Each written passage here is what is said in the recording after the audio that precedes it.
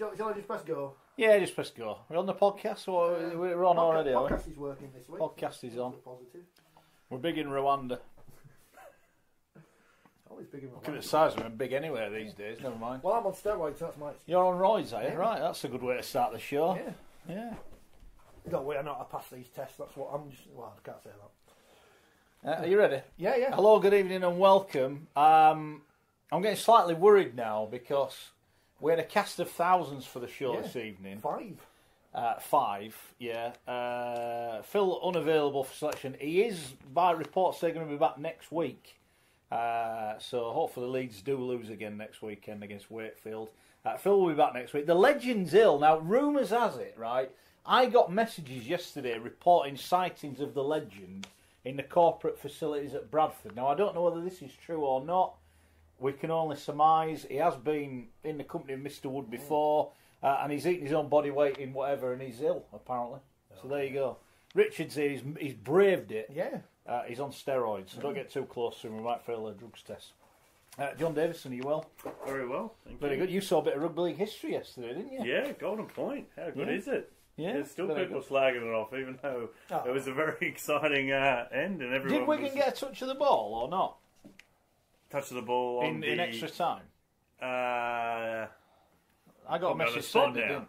Well, you were there. You weren't doing it. You weren't doing it off social media, were you? The game? No, I was there. I've got evidence. Are you sure? I've got evidence. Yeah. I might People saw see me. it. People saw me. I'm not like some people.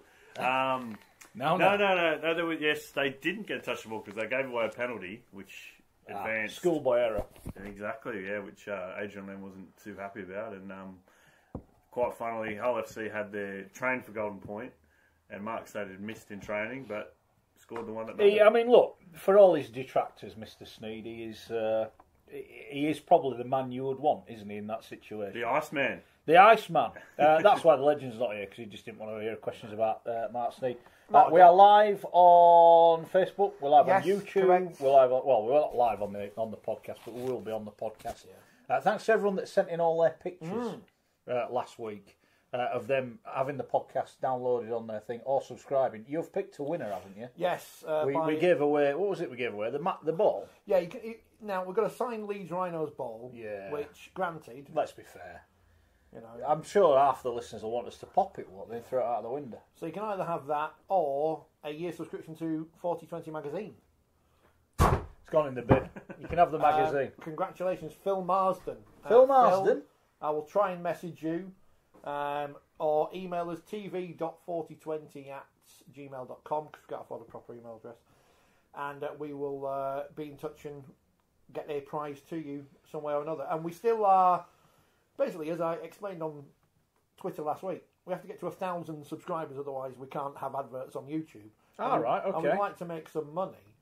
And we're currently at 847. So we're getting close to 1,000. We're getting closer. So if you've got any Can't we buy any? Can't we buy any from Korea or I something? think that's what other people do, isn't it? But if you've got any friends who've got YouTube, just unsubscribe. You don't have to watch any of our videos. Just subscribe, and then we can make some money. Because as we know in Rugby League, there's no money in it. Tim says, no Phil or the legend. It's like the Beatles splitting up. I mean, look, they'll be back. They'll both be back next week. That's the word on the street, that Kaplan's back next week. Fingers crossed. I'm trying to think of what happened to the rest of the Beatles. I think that makes me Pete Sutcliffe. That can't be good. That could have been I worse. wondered what you meant then. Yeah, we'll move on quickly. I think you mean Pete Best. Pete Best, yeah. Oh, yeah, sorry, yeah. I'm not a serial killer. No. Well, that's easy for you to say. I mean, maybe someone proof. else has got to prove that wrong. Now, this show is famous, quite rightly, for having no money whatsoever. Yeah, we've But got no money. We are pleased to say, joking aside, that we've got more money than Widnes, Well, apparently. which is not Well, a great no, apparently state. we're not, though, no, because everyone's donated all of their money. Yeah. So, Have you fleeced the niece and nephew for their pocket money and sent it along? No, of course not. What do we make of it? What do we make of it then? Widnes, less than $1,000 in the bank, we're told. They're knackered. They've got to go bust, haven't they? I don't understand how. So what? September they knew they were going down. Yes. So they knew what they were losing. They knew they'd get they've had apparently 370,000 of the $500,000 parachute payment. As I understand it, when you get relegated, the TV money apparently goes to December. Yep. It's not like the contracts are end in November, don't they? So they would have got an extra bung of money in December. They've had the parachute money, 300 and something grand of it already. 370 of the 500. Of the 500. That's what's been reported. Yeah. So they've had all this money. Where's it all gone? That's my question. Where's it all gone? They've surely budgeted and gone, all right, we need to get rid of these players for whatever reason. They're on big salaries or whatever. But how that they've gone bust in February, and they've known since September that they were going to be relegated and lose. I mean, that's just really bad financial mismanagement. And they've either paid too much for the players that they've currently got, or someone's been taking money out of the club. Well, have they not? I mean, look, I just look at it and think, what a sad, sad situation. There's accusations going around about who's been paid what and money's been taken out of the club, and I think that's something they've got. I think they need to prove where all that money's gone, and if there's any action needs to be taken on the back of that, then they need to take that action. It's just such a sad state of affairs, and we're coming around. Rich and I have been speaking about this all week. I've been there. He's been there with his club.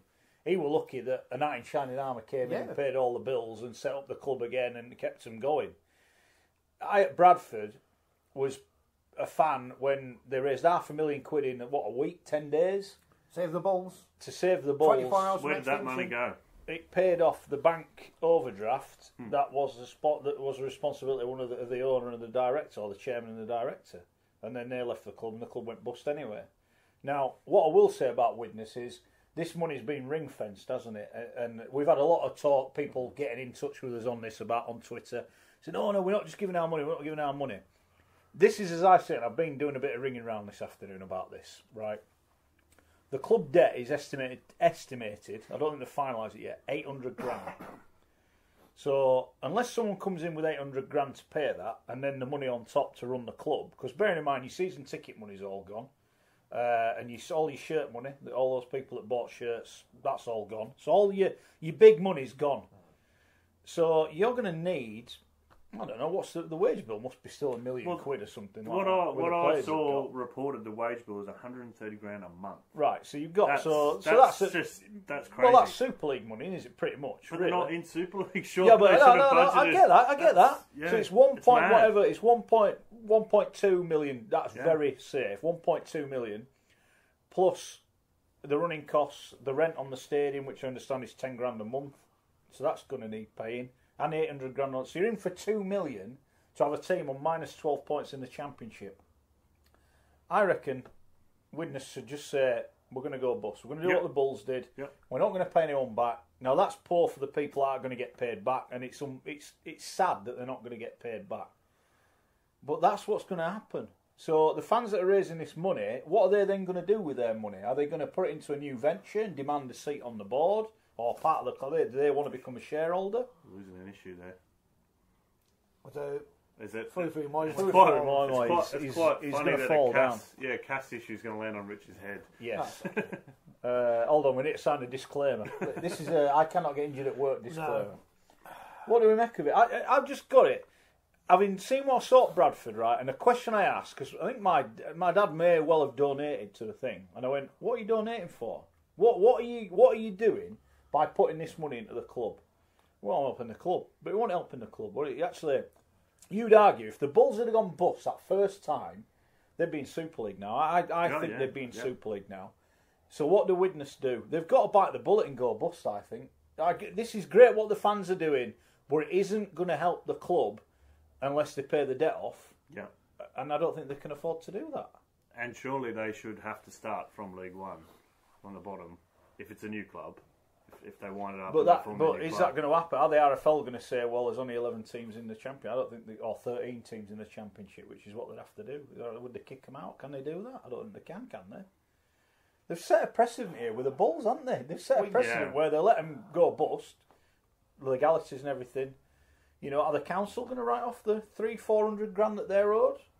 Or it's a situation when you don't own the ground, then you're the governing body of the sport, isn't it? Maybe they should buy the Holton Stadium as well. How long have we been working together? 7 or 8 years? 5 years doing this programme? You know I'm a fairly cynical person. I'm sure the listeners... No, you're not.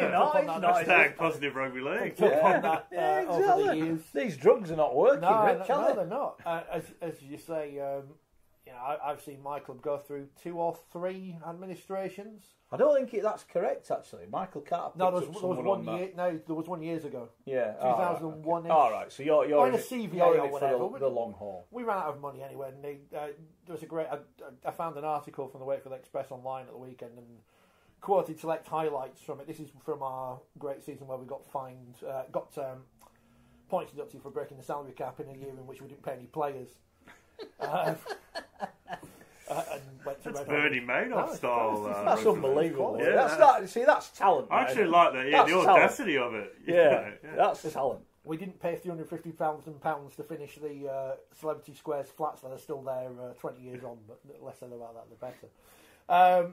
And, we all went to Bellevue, and John Harbin, who was the coach at the time, stood in front of us and said, blah, blah, blah, you need to do this, you need to do that, and was very, very persuasive in getting people to part with their money. I was a poor student, so I only spent 25 quid on some shares, which were not worth the bit of paper they were written on. But people signed up for 10-year season tickets or whatever, and then John Harbin buggered off to Dewsbury.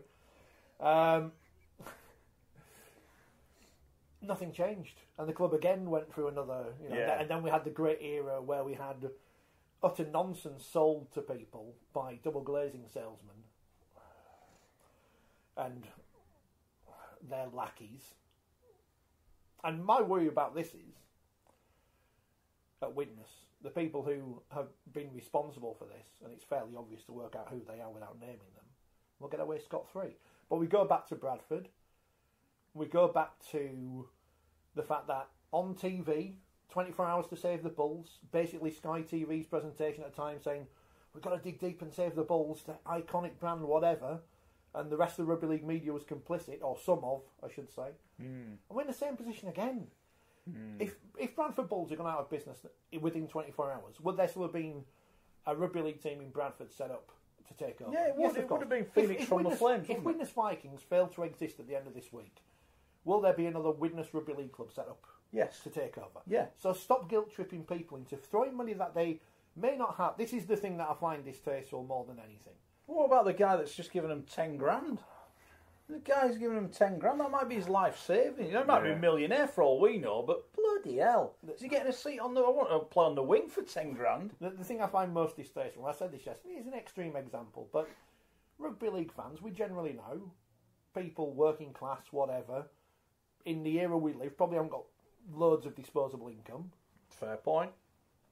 I was at Wakefield for the game against St Helens a few weeks ago. They had a collection outside for a local food bank, which is a disgrace in and of itself in 2019. They're the people we should be helping, not digging out the mess of people who've run a rugby league club into the ground.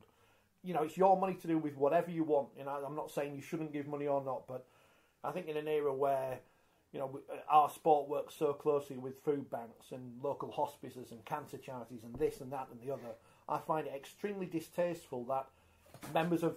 That's falling. Hang on, something's going on here. I find it extremely distasteful that members of the rugby league media are on Twitter bigging up, in a sense, these donations as if it was children in need. Yeah. Oh, look, someone's given this money, isn't it great? Oh, we've all got to dig in the rugby league family, the most spurious concept, which doesn't exist. It's a load of nonsense. It's a load of rollocks. That's what it is. And, you've got to give your money to save Widnes. Why? Widnes will still exist. Is a family game. We should have it on play. Widnes will still exist. There will still be a Widnes. Do we think they've got to go bust? The simple answer is they've got to go bust. But the inquest has got to begin as well as all that money going. The people who are going to buy them at the start of the season, where are they now? While the assets are dirt cheap because they're buying from the administrator, and it's all right for Dr. Kukash to sell some crap on Twitter, isn't it? It's like... He's a very generous man, Richard. What are you being nasty for? Our sport is the biggest load of nonsense for false messiahs, and we're falling for it again because we need to keep Dr. Kukash in the sport.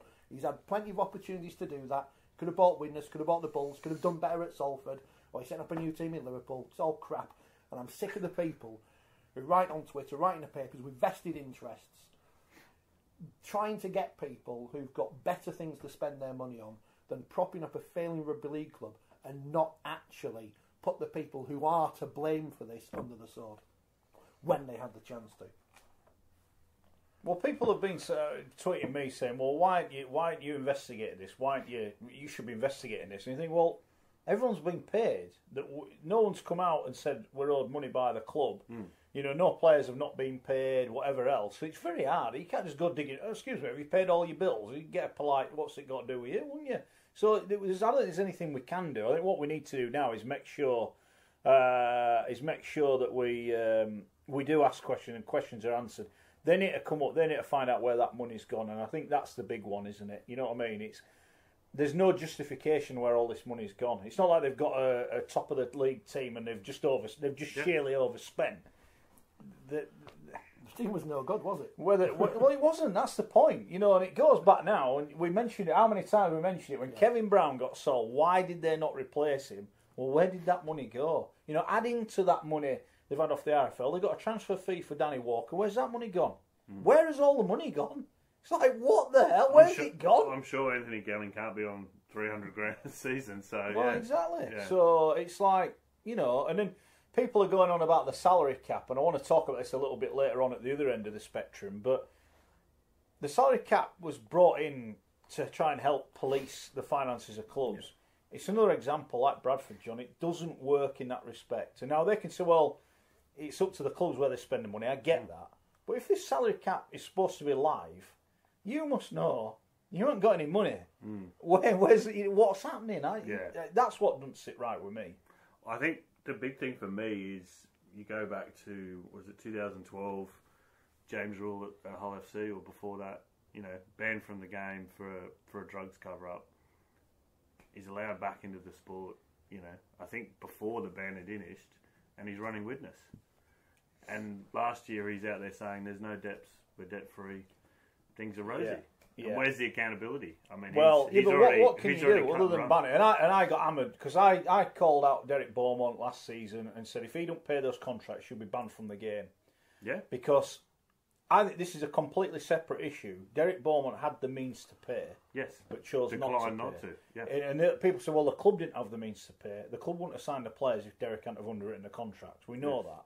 And in the end, he did pay. So that's by the by. Everyone got paid. Whether they got paid what they wanted, they were happy. No one's gone to court, blah, blah, blah. So Derek Beaumont's free to carry on running Lee or whatever he does. But at Widnes, it's different. The money is gone. There's talk that the directors are on more money than the players.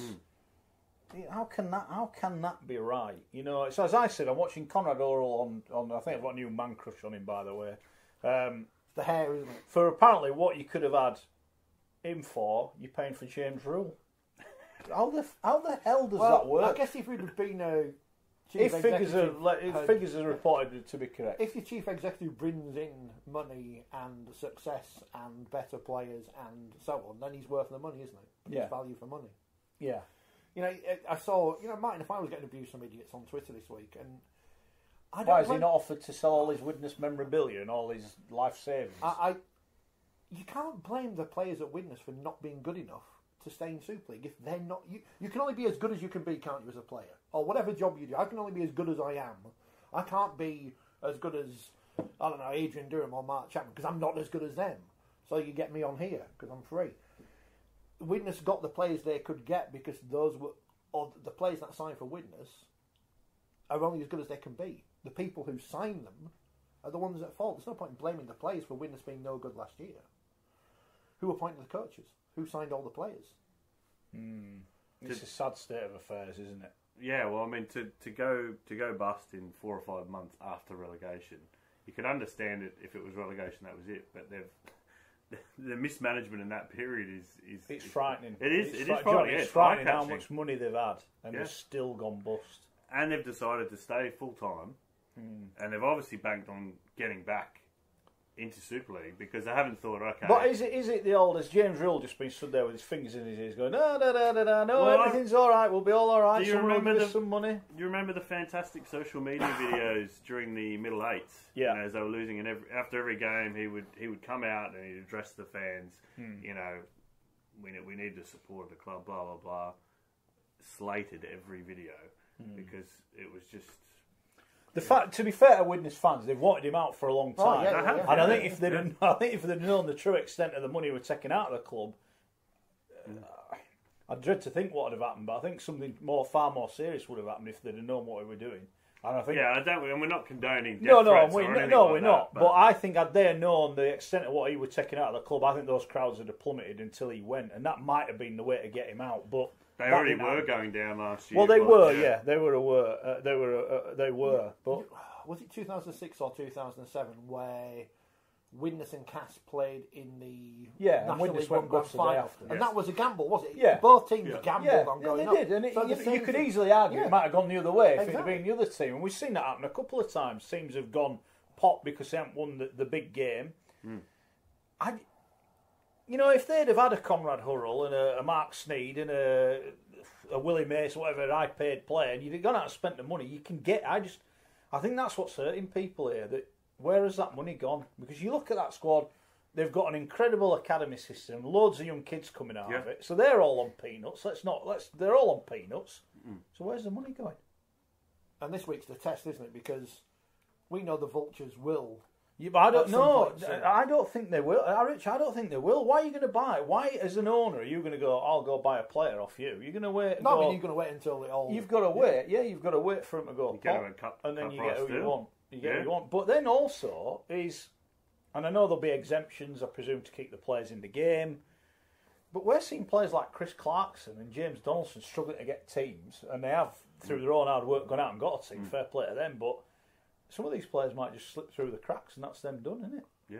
Yeah. So I don't think it's the RFL's fault in this situation, but when you look at so many clubs year after year across the different divisions having difficulties, then there's something is broken in this system. When you mention Lee and Sheffield have had issues, Halifax have had issues. Was it Workington, Swinton? Yeah. Bradford, obviously, it just seems to be happening over and over and over and over again. What do we do then as a sport? Because we either need more rich people involved who want to throw money away at something they're not going to make any money back, or we need people to actually run rugby league clubs as close to businesses as possible. Do the punishments for failing to do so need to be higher? I think so. I've mentioned before about there should be a pyramid system, including the NCL and downwards, all the way down. And for me, if Widnes go bust, you're going all the way to the bottom. You're playing in Pennine League Division 6 next week. If you want to have a club, that's what you've got to do. And let's be fair, if they did that, then within a few years they'll be back up. I think there needs to be more punishment. I'm going to offer something different. I don't necessarily think promotion and relegation in rugby league is the right way forward, because there's not enough players, there's not enough fans, and there's not enough money to sustain a certain amount of clubs. What have we got? 37? Have we got 37 now? Well, it's 38, clubs? But yeah, I think you're right, 37. 37. Yeah. So do we need to get rid of some then? I think you, like the NFL, like the NRL, you keep have an elite. Yeah. I'm not saying you can't expand that elite. People can apply to come in, whether it's licensing or expansion. Yeah. But I just don't think that there's enough money to go around, or enough fans. Yeah.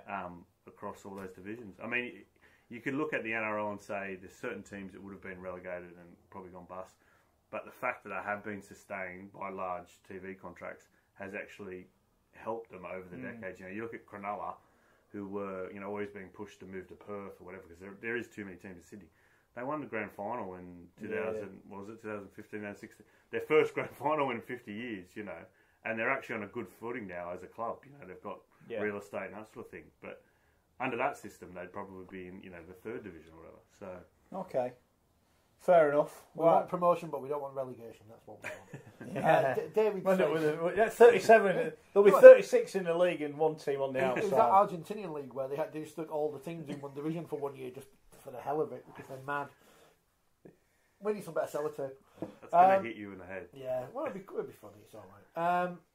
David says, no, Mark, punish the directors, not the players, not the spectators, not the clubs. Seems unfair. How do you punish the directors? Right, yeah, I agree with you. I agree. I'd ban him from the game, but if he don't want to come into the game, I can't ban him, can I? What can I do with him? I can't have him locked up unless there is something that's not being done right, in which case the club or whoever should be chasing that as a matter of urgency. But look, we don't know, do we? That's the problem. We don't know where it's all gone, and I think until we have that, well, you can't go around pointing fingers. I think we all got an idea. Let's be fair. It's not rocket science, but without any proof. Sheila's watching the local news. Right. Widnes need £250,000 by the end of the week to stay afloat. They've got 75,000 up until now. But what happens after this Well, week? hold on. Oh, right, okay. So they need 250 grand. What does that do? What about? So they need 250 grand to keep going. How long for? Is that to pay the wages for the next 2 months? Like you just, what's the bill? 130 grand a month. 130 grand apparently. 130 grand a month. So that won't even keep you going 2 months. And they owe this month to the RFL, don't they?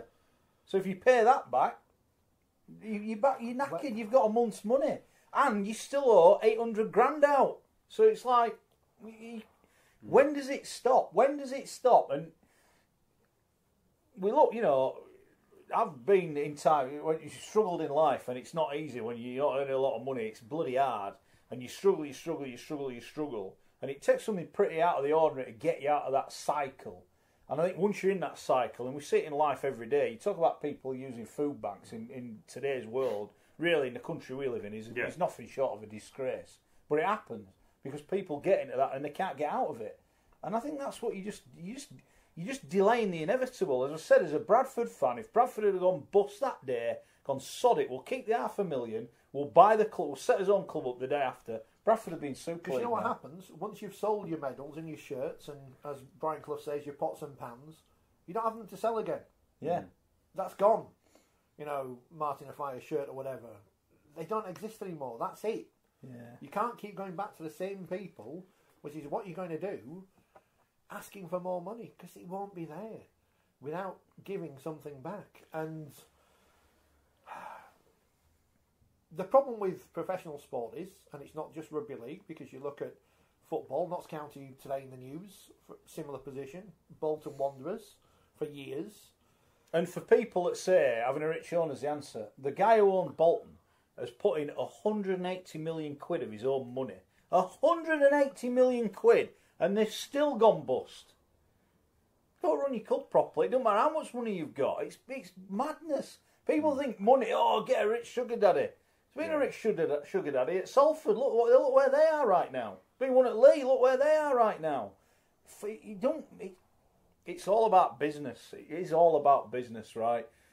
People will criticise Wakefield and Cass. I've mentioned this before. They pay the bills. They've got a rubbish stadium by modern facilities.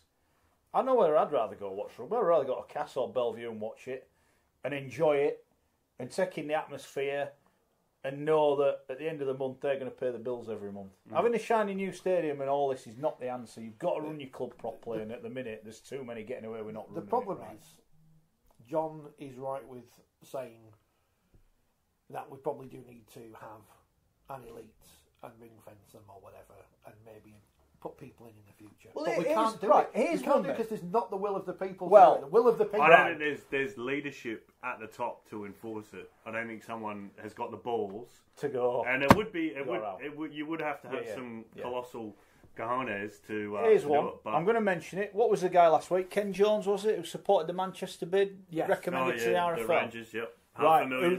Who then said, well, there's 4 teams in Manchester, Greater Manchester, whatever it's called. Rochdale, Swinton, Salford. Who's the other one? Oldham. Oldham, yeah. 4 teams there within a stone's throw of each other, if you can throw a stone a long way. How much funding do they get out of the game? How much funding do they take out of the game? Salford, 1.8 million. Yeah. Swinton and Rochdale finished bottom. Will they still get $250,000 each? I think is it all $500,000? Is it Well, all? what, Yeah, all right. So I'm going low there. Yeah. So there's near enough £3 million going out of the game for 4 teams in Manchester. And how many spectators have they got between them? 5,000? 6,000 max? I don't think 5. I think you've been. All right. Well, we'll go 6. We'll go on the top I'd say side. more. I'll go I've got 6. How many youngsters of those teams produced that have made the game better? I don't even know, and this Recently, is pig ignorance. Well, this is pig ignorance, yeah. right? Salford don't had an academy for years. You could say Adrian Morley. He's from Salford, Richie Myler. Did he come through there? I think he's actually from Widnes. All right, okay. Well, my point is though, Mark Flanagan's an older. What are they doing? Why are they still getting all this money to be? Why are we propping them up? And like you said, people go, "Oh, it's all about killing it." My question is, like you just said, what are they bringing to the sport? When we look at it, what do they bring? There's too many clubs sat there going, give me some money, give me some money, give me some money, give me some money. They don't bring anything.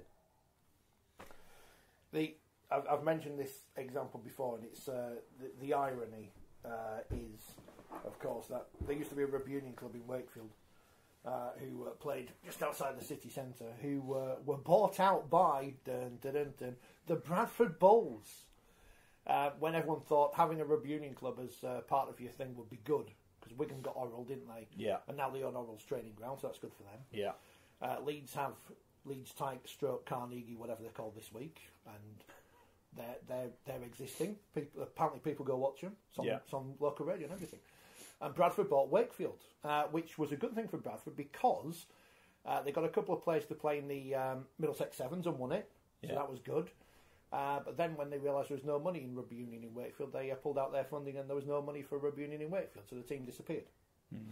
And the 200 people that went to watch them had to find something else to do. What happened to London Welsh and London Scottish and Richmond? They were in the Championship. They ran out of money. They just got bit. A few just went, pay the money or you're out. And they kick them out.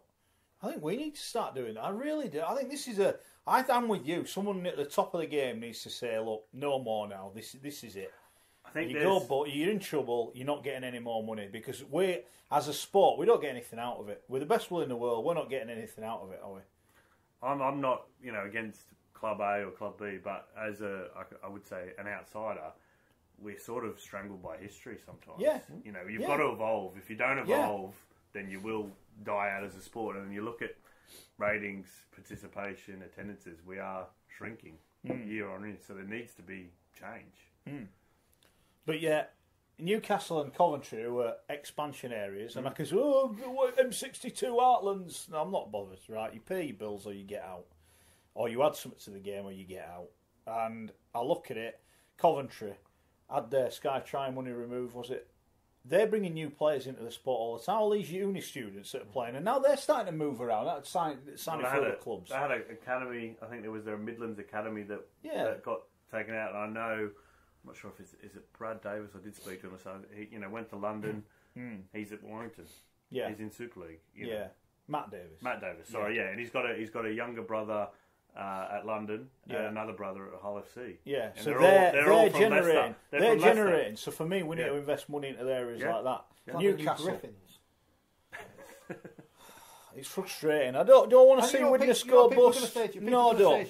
But I want to see him. I'd rather see him go bust and start again tomorrow than just continuing this miserable existence of having no money and constantly be looked down upon because you've got your hand out all the time saying we need more money, we need more money. You've got to cut your cloth.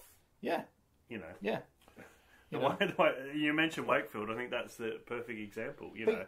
People will say to you, they'll look in the paper and they'll say, Coventry versus Newcastle yesterday, 360 people there. So what's the point? But then you look at the teams who've been around forever. Go on then. Batley Rochdale in the league above 754. So more people watch Batley in a glorified friendly against Bradford before the season than will pay to watch them in the regular season. Yeah. Swinton versus Toulouse. And don't give me the argument about away supporters because that's a load of crap as well. 601 people. Right. So my point there is then hotbed of Cumbria 900. Yeah. Oldham Whitehaven 546. If you're going to be honest and you look at pound notes, what we're paying, those clubs in the Championship, and people are moaning it should be on telly. There's 900 people got to watch. They're not bothered. There's not a market no for it bothered. to be on TV. How much are the RFL paying to broadcast these games on their app this year? Well, I don't know. We'll have a chat about that later because you've deleted your app, haven't you, off your phone in protest. We'll have a chat about that in a bit. Well, that wasn't supposed to be public knowledge. No, well, it is now. I'm going to delete mine as well. It's not something about Horton live on the show. Right.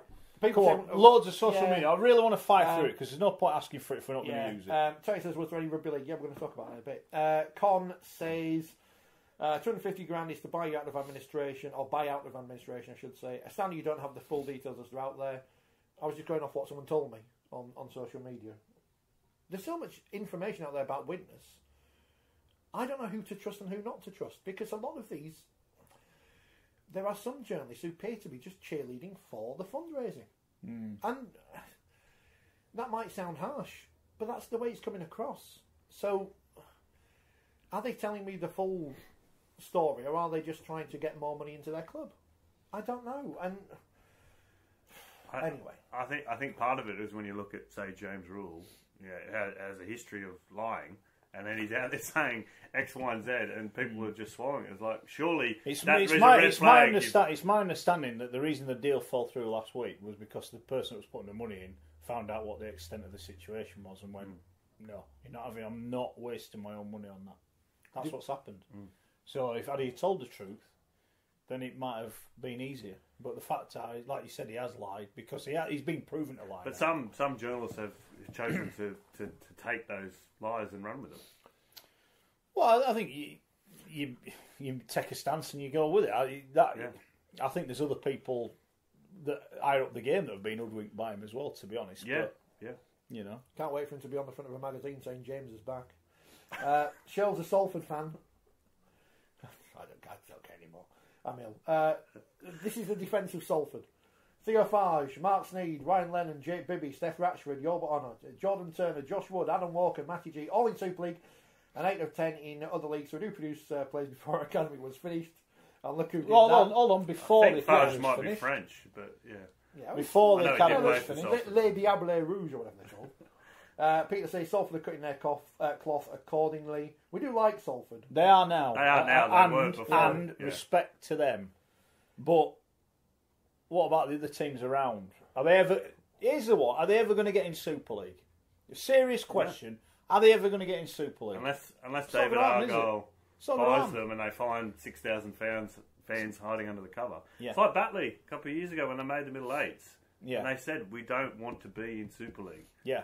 So what's the point in being in the competition to get into it then? Yeah. Why not just be in a competition? And to be fair to Batley, right? They are a well-run club. They are a well-run club. They got the extra money. I'll just put it extra in the middle eights. Yeah. They set up their own gym. Yeah. Fair play we were going to be joined by. They didn't go and buy two, overseas Antipodeans. We were going to be joined by Liam from Sheffield, and I was down to ask him who made that decision to go full time at Sheffield, because that killed their club again. All that money they got from coming in the top four, they bombed it away, didn't they? What I understand with that is that they had an investor who said, "I'll only give you this money if you go full time." Right. But you're right; it is a gamble. It's a gamble, and it almost cost them the club. So this is not a kick at Batley, but would Batley, if there was a championship with no promotion, in fact, I would say Batley would be better supported, because what we're doing now, right, after last year when they're in the division with Toronto that they're probably never going to beat, they're only going to with Toronto again that they're probably never going to beat to promotion. There's other clubs with more money than them. It's not a dig at them, but that's like you said. There should be a list saying, do you want to be in Super League? Serious question. Hands on heart. Do you want to be in it? Can you afford to be in it? And can you financially back it up? A lot of them don't even want to be in it. You should be having a full-time team against a full-time team. You should not be part-time. Can you imagine Leeds United playing against part-time Rotherham United in the Championship, in football? Yeah, it just would never happen. It wouldn't. But there are teams with vast differences in resources. Yeah, but at least in football, they're all full-time. At least in football, there's the pot of gold at the end of the rainbow. If you can be bothered to invest and you've got enough money, you could get there. Yeah. That ain't never going to happen for these. You get in Super League, all that happens is your bills go up, your money goes up, and you're in the same spot. There's more pressure. Your bills are higher. You don't find 5,000 more fans turning up at home games every week. I feel as though I've been a bit harsh on those clubs in Manchester, but I do think we need, as a sport, to start looking and going, where is our value for money? Where is our value for money here? Particularly when a TV deal is up very soon, and the way the environment is in broadcasting is rights are going to start going down. Yeah.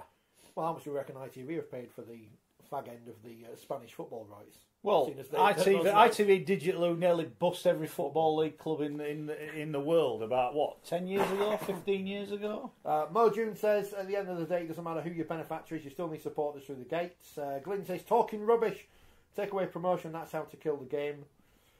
Positive Rugby League. Dave says, no teams in Super League would merge as they did in the NRL. Dean says, typical Aussie, saying our system is wrong. How many times have Gold Coast been saved since formation? Don't know. They've gone under a couple of times, yeah. There's been the Chargers, the Seagulls, the Titans. I'm not saying that's a good thing, but Graham says, thought Judas wouldn't be there. Sneyd, he says. Genghis said, good afternoon. No Phil, the legend. It's like the Beatles splitting up. We've had that one. That comeback. Salford proud of the boys. Louis the Tormentor. Great stuff. Peter says that. Some of us on this show did say Salford would win last week, didn't we? Yeah, I think we all did, didn't we? I don't know. I don't think the legend did. Well, you didn't know anything. By the way, we've got a big announcement coming up at 7 o'clock. Oh, we have, yes. Yeah. Massive breaking news. And it's not Brian Bow, it's bringing in the tea. No. Gareth says, yeah, Phil to come back, no to the legend. Alan says they've raised up 60,000 quid in 2.5 days. Cameron said a sports club pleading for money from working class fans on Twitter is sickening. But what happens after? So if someone raises this £250,000 to buy the club from the administrators, what happens? Right, so they say that happens on Friday. What happens on Saturday and Sunday? Well, that's my point. You've still got 800. Why do you want to buy a club that's got 800,000 quid's worth of debt? It's going to be very difficult. And as I understand, this is only my understanding. But if you're going to buy Widnes and not take on the debt and not carry on running it with a view to it coming back into Super League, I don't think they'll get the rest of that parachute money. And you get the minus because that is based on the fact that we'll give you this money so that you can compete to try and come straight back up. If you're going to go in and go, well, we'll just let everyone off and we'll pay everyone 50 quid a week, you're not going to get that money. Or that's my understanding of it. I think there are terms and conditions associated with that money being made available. Are they new terms and conditions that weren't? No, I think they are. I do not know the exact dealings, but I know with Lee, I think it raised a few questions. You know, right? Whenever you do something for the first time, you're always going after it. Go, we should have done that. We should have done that. We should have done this. And I think there are terms and conditions in there saying if you don't do X, Y, and Z, you're not having the money. Funny thing, the year before, Hulk AR, no parachute payment, goes straight back up. Well, yeah, on the back of being well run, would you say? Yeah, definitely. You know, is that what it is? Yeah. I don't think Con's happy with us. He says, and he's shouting. He's a big Widnes fan. Yeah, you don't have to pay the 800 grand debt. By the way, none of us want to see any club all right. Con, why do they not have to pay it? Why do they not have to pay it? What happens to the people you owe money to? If you're going out of administration, they've either got to accept a payment moving forward. Yeah. Now, I'd imagine if the council turn around and go, well, you know that school we're having to close down, or the hospital where we can't afford to put people in beds because we ain't got enough money. But I'll tell you what, we'll write off 400 grand at Widnes hours. That ain't going to go down well with some people. So you don't have to pay out. You do at some point, Con, unless you go to liquidation and you just say, all right, we're gone. Whoever we owe, you're not having it. Yeah? HMRC, they'll be on your case, so they're going to go like, I don't know. So don't say you don't have to pay it. If you don't pay it, you've got to go bust. It's as simple as that, isn't it? That's how I see it. I just can't buy this argument that there won't be rugby league in Widnes in 2020.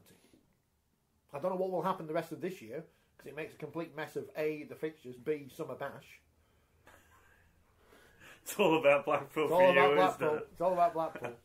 We could bring in a team from League One to play random. It's like the Premier League darts, just bringing a random player every week to play. Play against the League One All-Stars.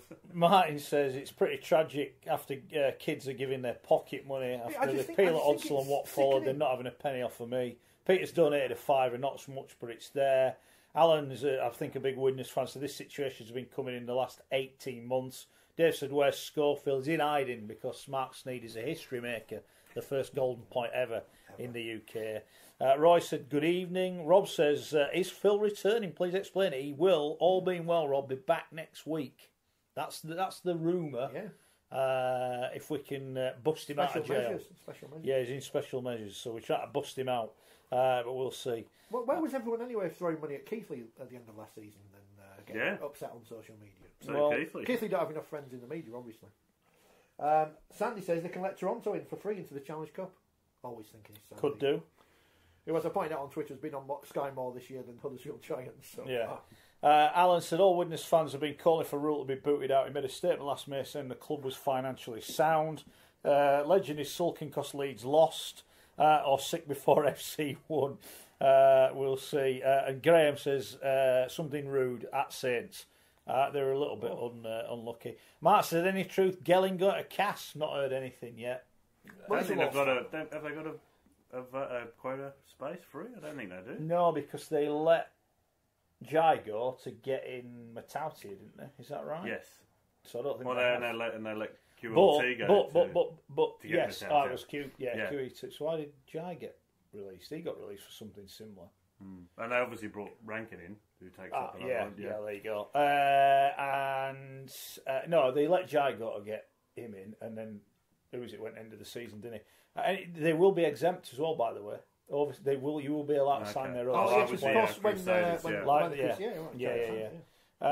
John says kids giving pocket monies. Dave wanted. It's a shame no score. He wanted his take on Hull FC win at Wigan. Marc Sneyd and Danny Houghton. What a win! John, you were there, weren't you? Well, yeah, no, fantastic Hull. Yeah, we'll talk about that later. I'm told he's having a job interview in Nigeria. Oh, is he? Is that right? Is that right? Very good. Ian's pointing out about the gate at Coventry. I wasn't slagging off the gate at Coventry. I was just saying some people. You said some people will say that. Yeah, you did. It's on the same time as the Union, which is fair enough because it's the Rugby Union Stadium. People have been watching the Italy Ireland match. What's going on with the Widnes Sheffield game last night? Did Widnes forfeit as Barnston Elworth says it's just been postponed? But they've got a fixture against Featherstone this week. Where are all these fixtures going to be fixed? Well, they've got a fixture against Featherstone that they need to ascertain whether they can play, and that's going to take a lot of money to pay for the medical cover. Yeah. So they weren't paying for scans, were they? I read because they were no, but I've sought some guidance on this, and apparently, and these are rough figures, but I've been quoted that to take out a policy that covers all your players for everything you might need, you're looking at around about 160 grand a year, which is a lot of money. Now, you can do it, I think a scan round about 500 quid apparently. So if your player needs a scan, 500 quid. Needs a new ACL, 10 grand. So you can see there's a price list to everything you need. I'm picking some years you could go in and might spend 20 grand. And some years you get 2 ACLs in the first week of the season, you're 20 grand out. But it's going to take a monumental run of injuries to get up to 160 grand. So... But you've still got to have that money to be able to pay. And they're also a club who's had a very bad injury list the last couple of seasons. So there you go. Yeah. And are you more likely to get injured given you play on a plastic pitch? Yeah, on the Astro. Roy said, "Well said that man with the beard." Well, John's had a shave, so that's you. Well done. Don't remember what I said. Andy said, "Correct." Richards.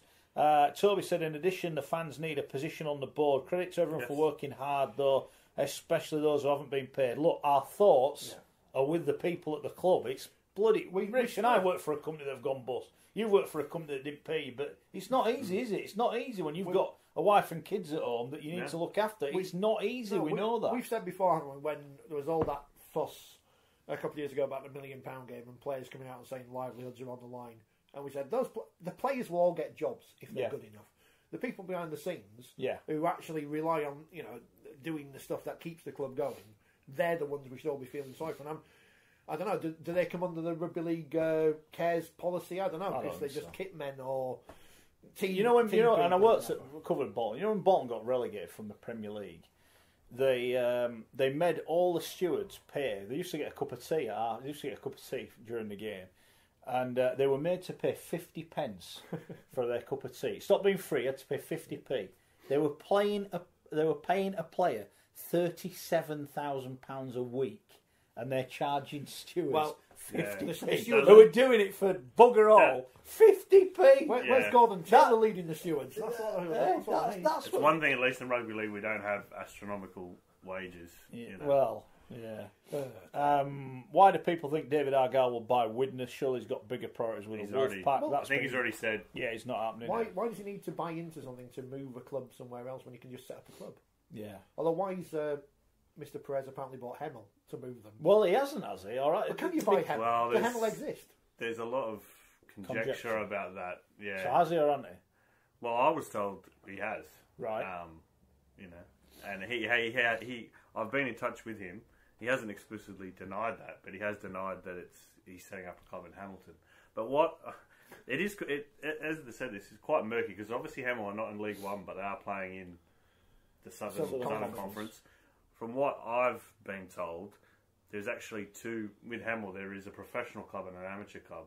So the professional club was what was in League One. The amateur club is what is now, the actual. Can I ask a question? Why have they, if they're not in the league now, why have they still got a licence? Well, because it went last year. The sale actually happened last year, but also even muddying waters even more. What I was told that even though he's supposedly bought this licence, it doesn't guarantee him access. It still has to be signed off by RFL and voted on by the Championship and League One clubs, etc., like Toronto was. So he could say, I don't know, Vancouver, I'm just being hypothetical, set up a club there, RFL and Championship, League One clubs could all look and go, nah. Yeah, no, I mean. But going back to what you said about the Manchester Rangers, where it was $500,000, was put up, presumably Hammer would have cost 50, 60, 70, no more than 100, because to be honest, there's not a lot to buy there. So it is a cheaper way of doing it than what Manchester Rangers have tried.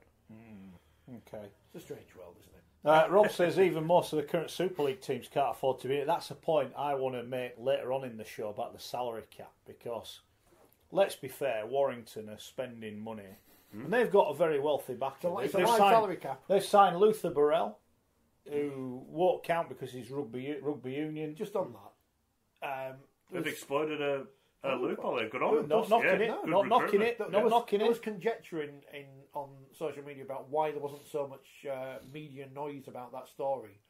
And when I thought about it, I thought, because he hasn't played for England for so long, and people might have forgotten about him, and it's not that big a move anymore. The biggest story this week in terms of transfers, in terms of stories, from my point of view, and I'm not a journalist, is the Nalonga signing for Hull from the army.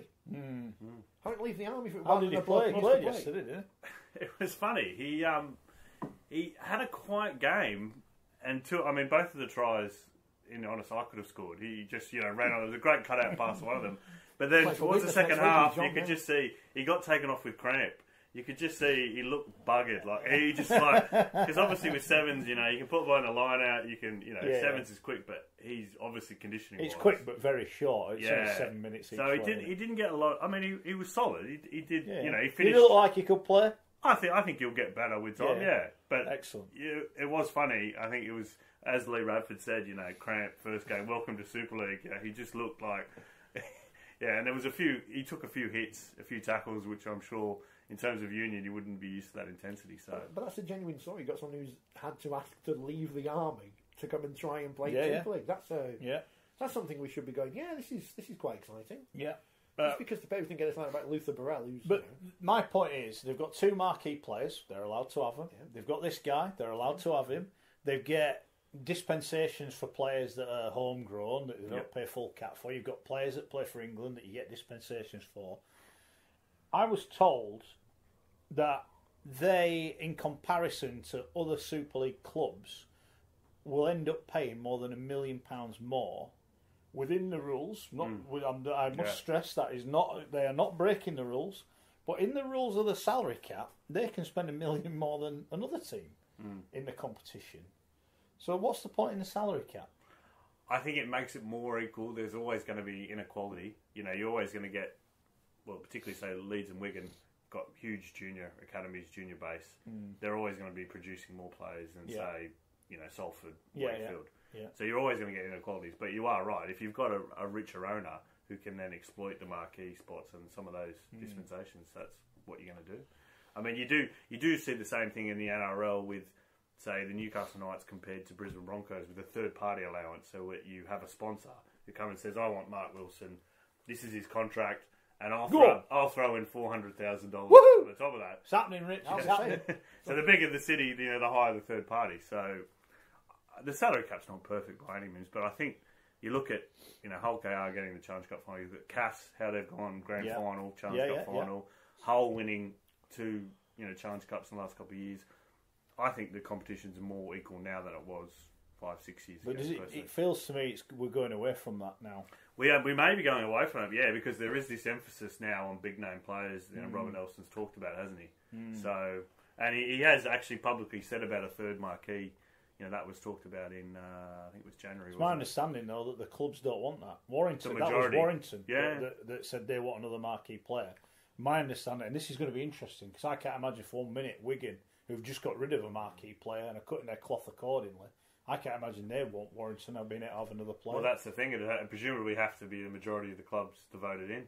And then you look at, you guys talked about last week, Sonny Bill Williams, and the amount of talk about that. But surely that would be a good to have Sonny Bill Williams in Super League. Of course it would. Yeah. Of course it would. But it'd be the same if Cameron Smith or someone of that ilk came over. I guess if you look at Leeds during their great period of success, they would have had exemptions for Sinfield, Burrow, Maguire, Jamie Jones Buchanan, Carl Ablett. What's he called? The captain, Colin Watkins. He came through their club. I know he's Warrington. He's from Manchester, isn't he? Wigan with Sean O'Loughlin. Leeds and George Williams. Leeds are having to replace those Tompkins. players now. Some of those players now. So it's people are talking about it. KPW is not a fan of the salary cap as a finite limit. Richer clubs should be able to spend more, but there are so many rules now. It's overcomplicated things. Why not have a soft cap? Set a limit of 1.9 million. If you want to spend more, you pay a tax to the RFL or Super League based on those extra salary costs, and that money is spread around the rest of the league. That's what I think they do in baseball. Yeah, there's some kind of the Yankees spend millions. I'd rather not see a Man City and then a Huddersfield. I think in rugby league it would just you get your 80 nils and your 90 nils. Well, the problem is rugby league you can't go part of the bus, can you? You know what I mean? Yeah. You can't go and say, right, you've got to defend. We're not going to, lads, no one leave the penalty area. We're just going to wait here. And it has happened. Teams get 0-0. Last year we saw Bradford and West Wales. Yeah. West Wales done that. Yeah. At least they're doing all right this year, West Wales. They haven't won yet, but they're getting Kim closer. Williams. Darren says, Widnes was selling tickets for future games 2 weeks ago. I know hundreds of FEF fans have already bought them. I'm wondering how many games have already sold tickets for. I would be amazed, and don't quote me on this, I would be amazed if tickets bought and not honoured should Widnes have a club next week. But I think there's a point there to be made that needs to be investigated, but not by people like us, unfortunately. Okay. Peter says, what about James Maloney coming to Super League? Yes. Where's he going, John? Where's he going? Well, I think Catalans are quite interested. I think his manager Wayne Beavis is has had talks with Catalans. So, I think it'd be a great signing. I mean, he's getting old. I think he's... Is he 31, 32? 33, I think. Yeah. But, if his body holds up, he's a quality half, Played starter Roger last year, they won the series. Yeah. They are a club that spends on players, Catalans, don't they? They're very well resourced. Yeah, they are. Mickey Mack signing a new contract there today. Yes. How long's he got? I've seen his sign. I haven't read it. All right, is it in the paper? Yeah. I'll find it. I haven't read it. I just look at the pictures. That's what 2 years, I think. 2 years. Dave said if the Widnes business has failed, then no team exits and no club exists. Goodbye and try to start again at a lower level. Feel sorry for the people involved at the club. Genghis says Perez setting up in Vancouver. Ace will get on Twitter now, he says. Pete said the soldier did well, give him his dues. He's not left the army, he's still serving. I thought he'd asked for a year out. Yeah, I think they've given him. He's asked for time out. That's what I meant, not that he left the army. Yeah. Let's have a look. The editorial in the paper of, it's how rugby league people come together about adversity. Adversity is not business people running a business into the ground. It's when tragic things happen. Yeah. Like Danny Jones. Yeah. That's rugby league people coming for adversity. The Papua New Guinean at Widnes side, that was an amazing response. Not things like this. No. And it almost detracts from when rugby league people do good things for the right reason. And it sticks in my throat because I saw the Bradford thing. I remember what happened with the Bradford thing. We all saw Jamie Peacock flog his shirt or whatever. And he may as well have set it on fire. And the same thing, I know the money's been ring-fest here, but it's just the same thing happening again. Kids donating pocket money. It's just... And the glorification of it. If they were giving it to a local... I'm not saying don't give money. You can do whatever you want with your money. I'm wasting enough of my money, don't I? We know this. But it's just the glorification of, isn't this person great? They've given it. Isn't Dr. Kukash great? He's donated this. How much is about saving Widnes and how much is about your own personal ego? Maybe I shouldn't say that. I don't know. But it does. It's... Now invite the races for Rich. Well, not just him. No, it's not him. But it's I just. Oh, look at me! I'm on social media. I'm giving away this. I'm doing this. It's. If you want to help Widnes, help them going forward, not right now. We know this. This is going to happen. This is the old sticking plaster needs ripping off here. And everyone's going, I'll just wet it on the edge and I'll just pull it a little bit might come off, we'll be alright, we'll keep doing that. And it's... Everyone knew this. They've got to go pop. That's the only way forward. But then if you're saying that, what about all the poor sods that lose money? You know, the guy who supplies the pork pies, or the bloke that washes the kit, or the bloke that, I don't know, what sweeps the car park. What about them? This is what... Those are the people that get damaged here. You know, Widnes will exist another day. They will exist. If they went bust tomorrow, they would be back. Like Rich said, they'd be back. I mean, I think it was Dave who mentioned, wasn't it, about 43 clubs have gone since Rugby League started, and that's completely not including reborn clubs. So we'll be talking the likes of Blackpool or of Bramley or whatever. But a lot of these clubs, if you look at Bramley now, they're in a city where Leeds have become a dominant force. I mean, it's amazing. Hunslet keep going because they've got this massive club next door to them. But is that not the point about Manchester? There's one in Super League. What are the rest hoping to achieve? I'm with you. And Phil made this point ages ago. We should go you full time. Yeah. But this is what worries me about Rob Elston and what's he actually doing in respect of the games, because it's all right Toronto paying to be on the telly, right? But I watched that game at Rochdale last week. I didn't watch it, I saw the highlights, and I didn't see a fan in the ground. I know they were in the main stand, but if that's where they're filming for, but if that's where they're filming for, you're going, oh, Toronto, look, the Toronto on the telly. Well, there's no one there.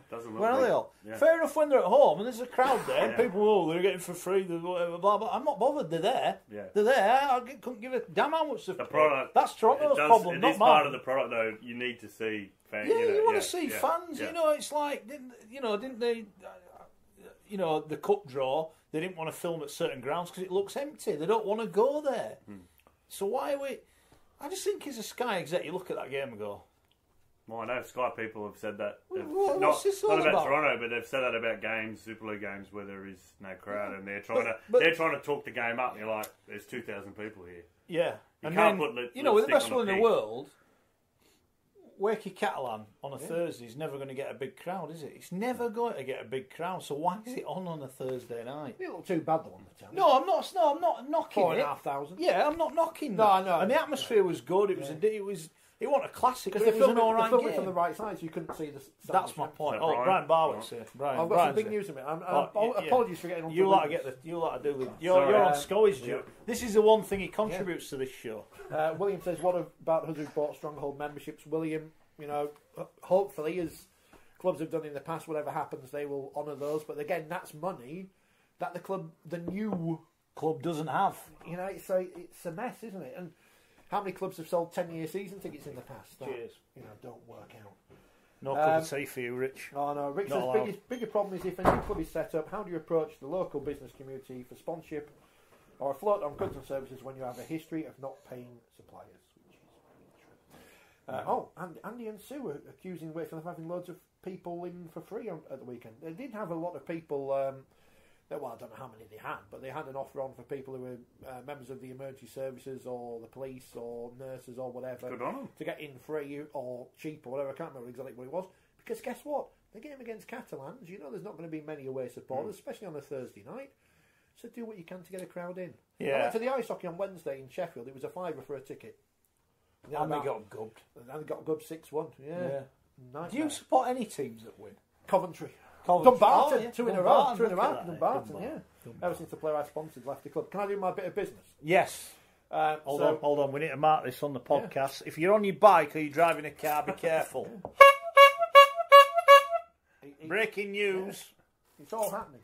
What's happening? What's happening is Nigeria have got a rugby league, right? And we haven't gone bust. No, this is why we've got green microphones. Go fund me, Nigeria. Lagos, the Lagos Hold on, Sharks. we don't know who it is yet. No. Well, they've already announced 2 teams already. One in Lagos, the Lagos Rhinos. So immediately, obviously on this programme, we don't like them. Yeah. No offence, Lagos. And Joss Minor. So Joss Minor in, and now you should have called them Joss's Giants. Surely. Well, yeah, which is a great book. And now in the Nigerian Rugby League competition, allegedly coached by Gary Schofield, although we're going to try and keep him over there actually, That's where he is. Kano Lions. Kano Lions, a brand new team in Nigeria. They're not called Rhinos, so I mean, who would win in a fight between a lion and a rhino? Got to be a lion, because rhinos are slow and plodding. Some of the forward pack are these days. So the Kano Lions. Any chance he gets. So the Carno Lions. By the way, I'm going Leeds. I'm going to tip Leeds on. You're going Carno Lions. Carno Lions. They are. Are you sure someone from Nigeria is not winding us up? I don't know. They sent us loads of tweets, so I hope not. All right. Well, Liverpool have got a Rugby League Twitter. They have, yeah. Well, just about. Yeah, Carno Lions. So good luck to Carno Lions. We'll be following your progress with interest here. Graham Jenkinson says, what about the merchandise people bet they're owed thousands? That is my understanding. Apparently Widnes sold a lot of merchandise at Christmas. And what I will say about Widnes fans is they do buy the gear. You know, you've seen that in Newcastle, haven't you? They all have the gear on. Gone. They'll be the ones out of pocket, Graham. That's it. Nicholas says... advertising and sponsors only care about how many eyes are on the brand. A club with 4,000 paying supporters in the stands is not as appealing as one with 8,000 people there on free tickets. Okay, fair point. Is this about people going into the Wakefield game for free again? No. I think he's on about. I think we're. He just wants people watching, doesn't he? I guess. Didn't the legend kill rugby league in South Africa after he coached them? We can neither confirm or deny this, Genghis. How can you shouldn't ask questions like that?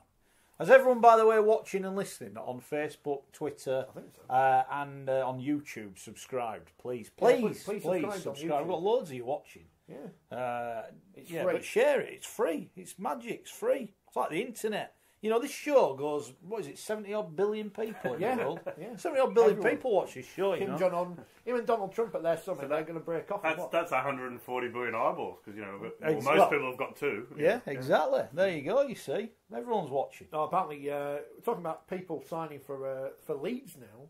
Yeah. Mel's been on. The rumour going around down under is that Melbourne Storm players Sam Cassiano and Patrick Kafusi could be heading to the Rhinos. We assume this is Leeds rather than Lagos now. I think the Mole reported that they were looking to offload. Yeah, whether they're going to Leeds or not, I think Warrington. it's a bit of an exemption stretch. Interesting. It's not like how Warrington has now become the go-to club for people making accusations about the salary cap. I've spoken to someone in the game that said, "Look, it's all legit. It's all legitimate, but there's that many exceptions, and if then you can chuck an extra." What about the RFL ambassadors as well? Yeah. Whatever happened to the RFL ambassadors? I'll tell you what, I won't want to be paying the Warrington bill next year. I heard a rumour of how much Gareth Widdop got offered by another Super League club and turned it down. It was a hell of a lot of money. And turned it down to go to Warrington, so wow. Do you remember when... no, completely forgot what I was going to say. So ever since you started going Nigerian, drugs, you've just gone downhill. Well, I'm a sucker for all these expansion clubs, aren't they? What with my connections in North Korea. Yes. New club coming on board, by the way, because I don't know if I own the Pylons anymore, so...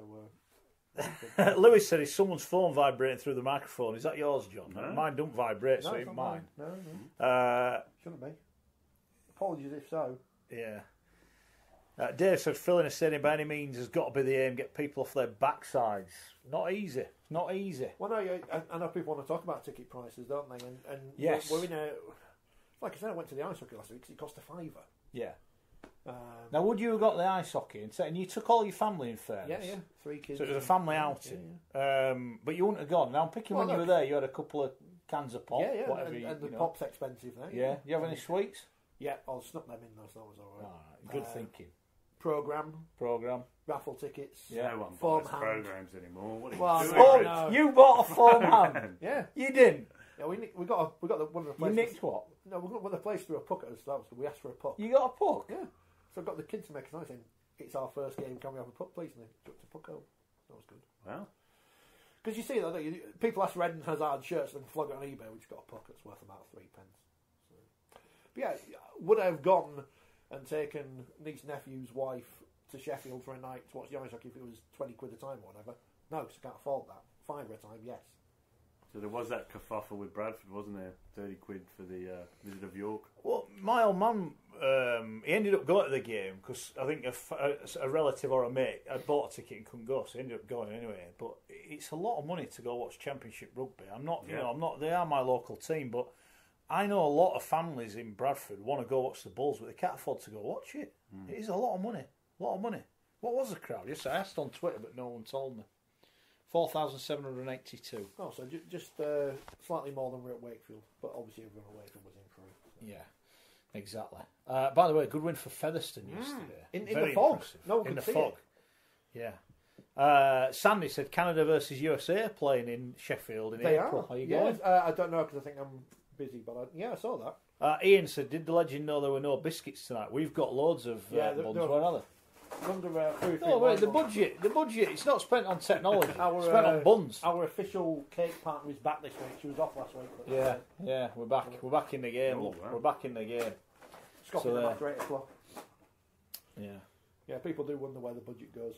Say, why do you get some sponge your microphones? No, we spend it on cake. Yeah. The most important things. Yeah. Oliver said 30 quid to sit in the main stand at Bradford. And so it's daylight robbery. It's a lot of money, isn't it? It is. Look, it's a lot of money. I think, as you said, I don't know. For championship rugby, that is a lot of money. I don't know how people can do it, John. I won't go. I'm not going to be. I look at these people, right, and you go to a rugby league ground, you get there an hour and a half before the start. There'll be a family there. They'll all have the shirts on. They'll all be having a few beers. They've all got a program. It's like, I do not know how you can afford to do that. I genuinely don't. And to some people, it's a life choice. And these are the people that go to the game, probably don't go on holiday or go in England instead of going wherever. I'm not. I don't know how they do it. They're not going to Barcelona. That's what. I don't know how they do it. I really don't. I don't know how they do it. So it's credit to those fans. Honestly, absolutely unbelievable. Right, what's happening now? Should we talk about actual rugby? Shall we talk about some rugby? Because we haven't really spoken about rugby because no one cares. We've got to start then with Hull. I see we got hammered. We did get hammered. We got hammered. I can't believe you tweeted out the video. Oh, I mean, I can't believe that we thought that Wigan. And because Rich said that Wigan would win by 28. What a prat. 28. I say what a prat. He's above me in the table. It's better than Scully's prediction that time at Magic. Oh yes, that was the most wrong thing ever. But I believe Scully, did he tip London top 5 this year? After round 1?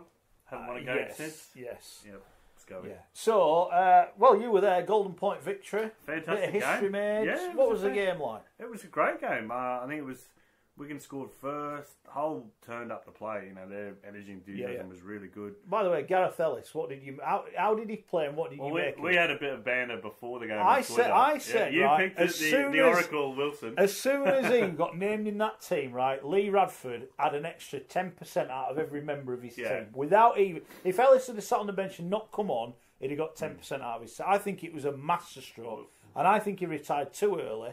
Because he got that job and all went, do you want this job, Gareth? You can have it, but you might have to stop playing. He went, oh, yeah, all right, I'll do it. I don't think he liked the job. I don't think he wanted to do it.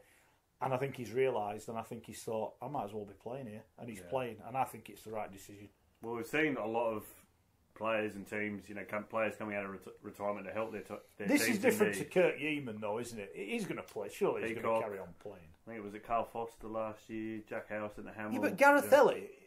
If you'd have made Gareth Ellis available to sign last year, every club would have been in for him, wouldn't they?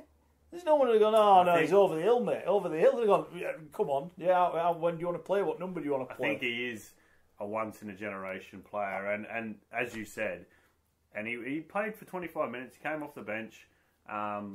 He was solid.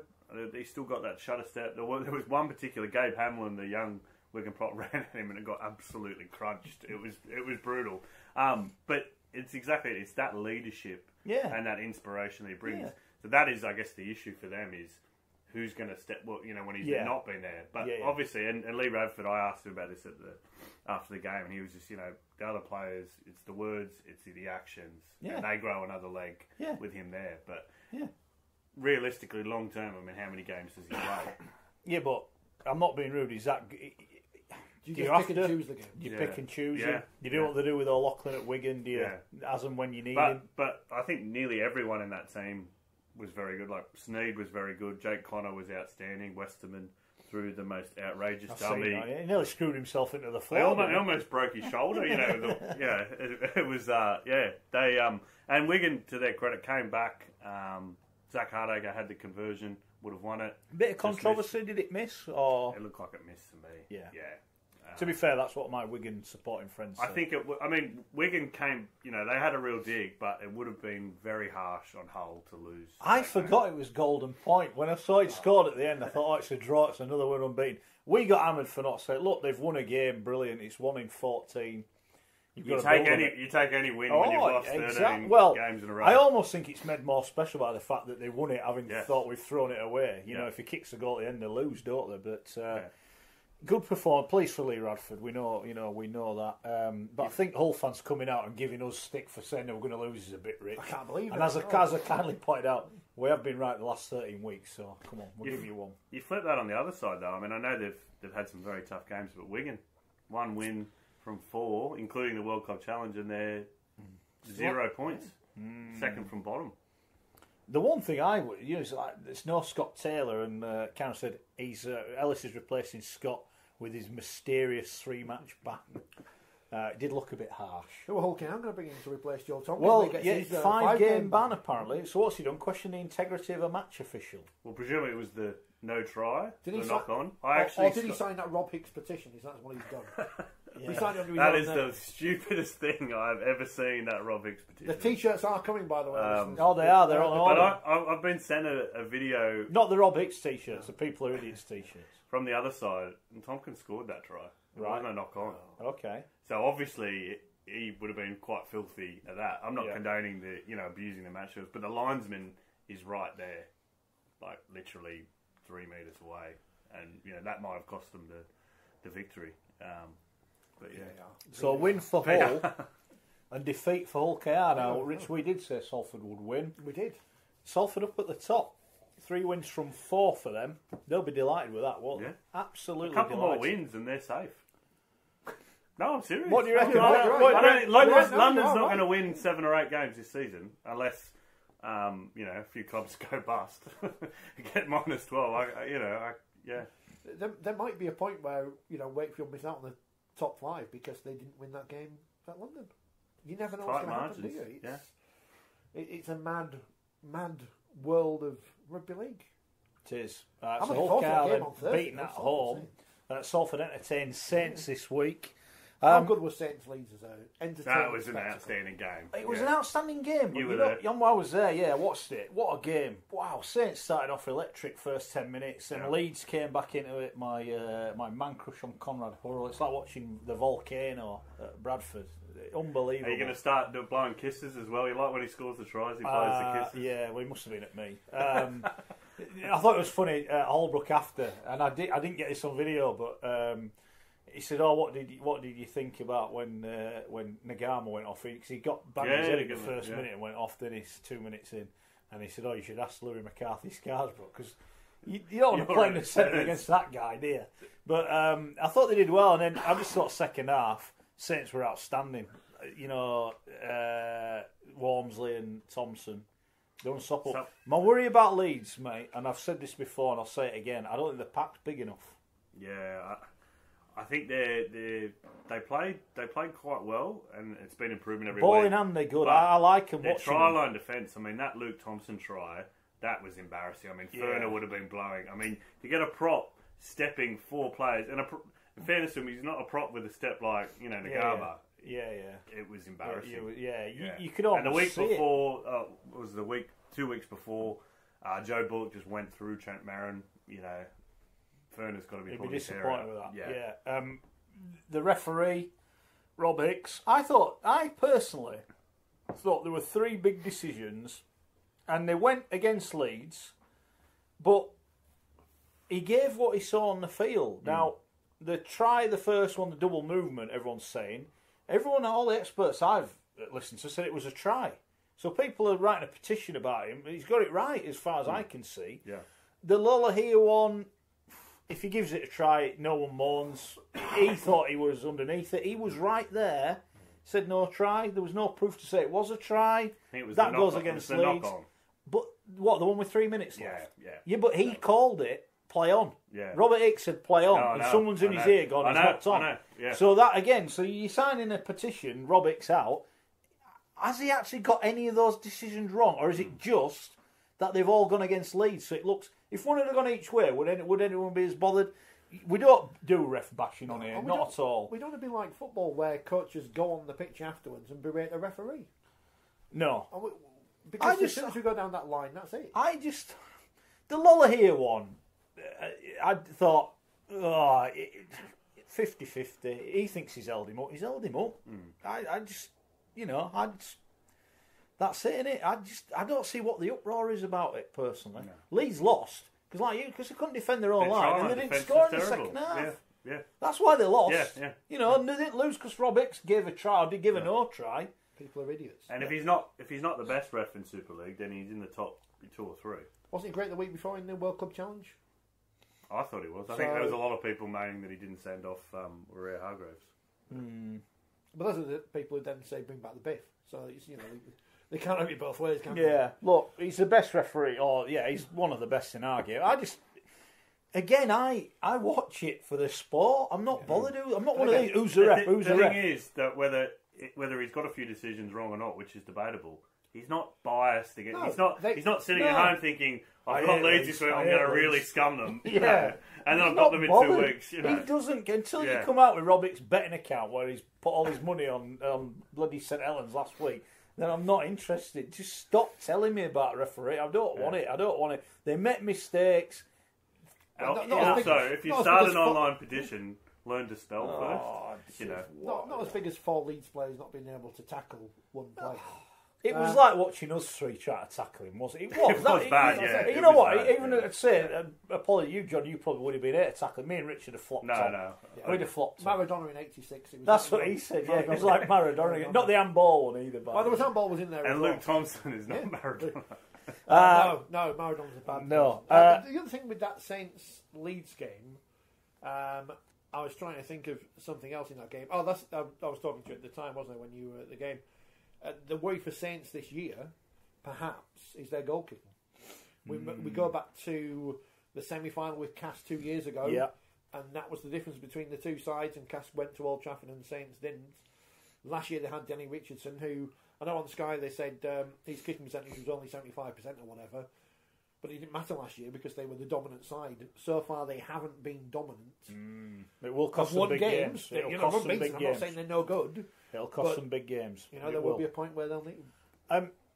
Can I just raise a point? I mentioned this to you the other day on the referees and video referees. It is my understanding, right, that several decisions this year that have gone to the video referee have been given within 1 or 2 looks of the video, but the presentation of the game does not allow the try to be given so quickly. So Sky are determining when the decision is made. Yeah, that's terrible. Now that is my understanding of it. Have they got money with? Do they have a share on the PRS? It is my understanding. So when we're all stood there going, "Oh, give the try," right here. They've already given it. So again, we're abusing the. Oh, Red don't know what his money doing. It's a try. It's a try. He's already given it, mate. But he's not allowed to put it on the screen. How bad is that? That's probably the worst thing in the game is when you see a try, you know it's a try, the ball's down, and there's 3 minutes of replays. Yeah. And you know it was a try immediately. I was quoted a figure of there was a delay of towards a minute where that is a long delay. They've when you seen think it, about given it, and then it's a minute of. But why is that? It's not as if we're not in Australia where they stick an advert break in. Well, is that the TV people wanting to drag it out? I don't know. Add to the excitement. And it does the exact opposite. Everyone goes, oh! You're all right, Rich. Yeah. What are they doing? When they put another replay. Stuart said, how true is that, though? I presume he's on about that, the statement I've just made at Stuart. He's come from a very, very, very, very, very, very, very, very, very good source. There you go. I'm happy with it. Or I wouldn't have said it. And we don't do that on here. We don't claim stuff that doesn't happen. Warrington win again. 32-20. Huddersfield lose again. Now be careful. No, we can't say anything nasty. Have you been banned can't yet? say anything nasty about Huddersfield. We've got to be really nice about it. Right, but they've lost 3 on the spin. I think the thing with Huddersfield, you look the last couple of years, unless they start winning, who gets the blame here? Because they keep sacking coaches, they keep recycling them, nothing really changes. I mean, obviously Wolford had a fantastic run when he came in last year, but they've got a lot of injuries. They haven't got that many. They've got some They did injuries. have the other week. Yeah, I just think you've got. There's a common theme here. Team struggle, get a new coach. Team gets better. New coach year after struggles, get a new coach. Like you said, when does that end? When do the players have to take on board. I mean, 32-20 don't look bad, but they scored 2 tries in the last 5 minutes, didn't they? So they got battered, really. Yeah. Warrington 3 wins from 3. Blake Austin apparently brilliant again. They're getting the money out of him at the minute. I know it's early days and you don't win any medals in February, but he's doing all right, isn't he? He's doing very well. I mean, I think most people expected him to do well, but there always is that bit of doubt. You know, you move out of the other side of the world. It's a different one ref. It's a different competition. You know, different rules, different interpretations. But he's been fantastic so far. He has. So when Shane Flanagan going to be coming into?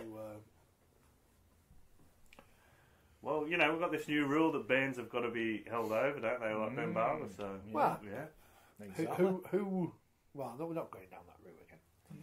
We've done that. Wakefield, they won, Rich. They won. Way! Yeah. Wakefield won. 22-12. The Dragons were bloody awful. Yeah.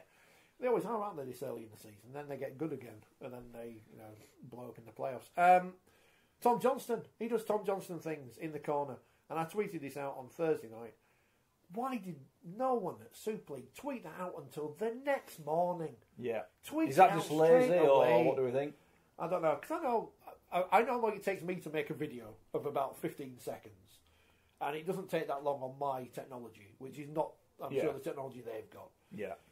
We should be getting these clips out there of great moments while the game's on, like the NRL does, where it's in a minute of the game. So people at home might see. Well, you watch the NFL. If you're watching the NFL, you see it within a minute. It's on. Yeah, They've got people designated. Tweet it out. Tweet it out. That's social media. If you're not getting it out immediately, it's gone. then what's the point? Yeah, it's people gone. will then think, "Oh, I might watch this." Yeah. It's like rocket science, isn't it? Yeah. Ryan Hampshire had a really good game. Yeah. Danny Bruff didn't get sin-binned, Yeah. so that was good. 500th game. Yeah. Played Man of well, the Bruff. match. Played well, Bruff. Played well. Yeah, all clicked, didn't it? And Great it's a mullet. big test. Great mullet. He's going back to his going well. 2007 hair. Stephen has said, I meant sit for still. Can He I said sit still? you're making him feel seasick because you're wobbling around a bit. That's my It's problem. the drugs. They're not It is. working. He's on The drugs. Verve were right. Yeah, but you aren't supposed to take that many Oh, away. no. 8 of them on a morning. It's a nightmare. What? I know. These little steroid things. They're not proper steroids like the He'll be coming in next week, Rick. Ben Johnson. Yeah. Massive. Like you on that London podcast. 100 metres downstream. Massive. Like Ben Have to Johnson. get scissors and cut it off. But he was a good at Wakefield performance. They won. It's the main thing, isn't it? He's Ma- got to win. Got to get a win on the board. Just going back to that, my mate once, he's a big lad, and he, one of the young lads was at the wedding. We're at a wedding, and he went, "Here, watch this," and he put his suit on, and he like tensed up, and he just ripped all the way up the back. And it just made me laugh when he said it. It was just quite Like funny. Bill when- Werben. It was just quite funny when it happened. He went, "Here, watch this." Yeah, nice. Suit ruined. Yeah, so... But yeah, Keegan Hurst got into the bin, so that was good. Wakefield bin record continues. Yes, yeah. And- I'll tell you what, and it was a a poor Rona. challenge, Yeah. that. So Yeah. it's all going on. I don't know. Good win. I'm worried about Friday because I'm always apprehensive going to Headingley. Leeds have started to do the predictions in a bit, won't we? But that'll be an interesting game. It'll be an interesting game on Friday. And It will. Wakefield got the win on the board. That's the main thing. That's it. That They're is off the main zero. thing. I think that's going to be a belter, by the way, Leeds to Wakefield. If Leeds throw it around like they do and Wakey come to play, that's going to be a hell of a game. Jumping on, apparently Warrington took a massive number of fans on Friday. Oh, I saw them singing their Josh Charnley song. Yeah. And there were quite a lot of Hull fans there yesterday, weren't there? There was, yeah, really good. That was a good when they kick the goal. It goes into a full stand. I've seen the video again at the back of the stand. It's just brilliant. It's brilliant. Andy wants to know if your beer you've been drinking's in date. No, it's Lucas Aid Sport, isn't it? Lucas Aid Sport. It's isotonic, so it's in balance with body fluids. That's what John Barnes told me. You're an athlete. Something like that. Daniel says Warrington highlights on Twitter. 2 days later, madness. We've got to. Warrington social media's been up our good. game on that, haven't we? I watched the Warrington did a behind the scenes thing for the Hull KR game, which was very good. I'd have to point out Warrington's marketing. You know, there was a people little are upset about this, aren't they? Yeah, I don't get why people they don't understand what marketing is. Yeah. It's to get to attention. advertise the fact that the game's on. It's to promote. It's to get people talking. To create a stir. Yeah. And the same thing was with the ambush marketing before the World Cup Challenge. They had a sign that they drove around the DW saying, "Don't worry about the Roosters. You've got the Wolves." all these fans, a lot of them were tweeting me, Wigan fans, they're such an arrogant club. Steve Price is not deciding on this. It's got nothing to do. It's like with the old Wolfie when he was there with the binocular. It's just a Mickey take. Yeah, we can't. You can't have anyone taking the Mickey. It's not allowed. But they want to build the game up so they get more people to the stage. Yeah. And there was Wigan fans moaning about remember the Chris Sandow pie smash? Right. That was disrespectful. It's a pie. No pies were killed. Yeah, and I'm sorry, if you need that for motivation, you shouldn't be playing professional sport. Disrespecting our pies. We're going to go I smash. agree. No, well, that's it. Yeah, it's they should have something ready if they go there and win, ready to go. We'll see you next time, whatever. That's how it works. It builds rivalry. That's what exactly. we need. It's fun. No, I like it. we don't need that. No, we just want to be boring. Right. Tim says, Catalan's disappointed. Hugo looked miserable playing in halves. Did he? Like to see him and Samkin swap positions. Yeah, I don't know why they don't do that.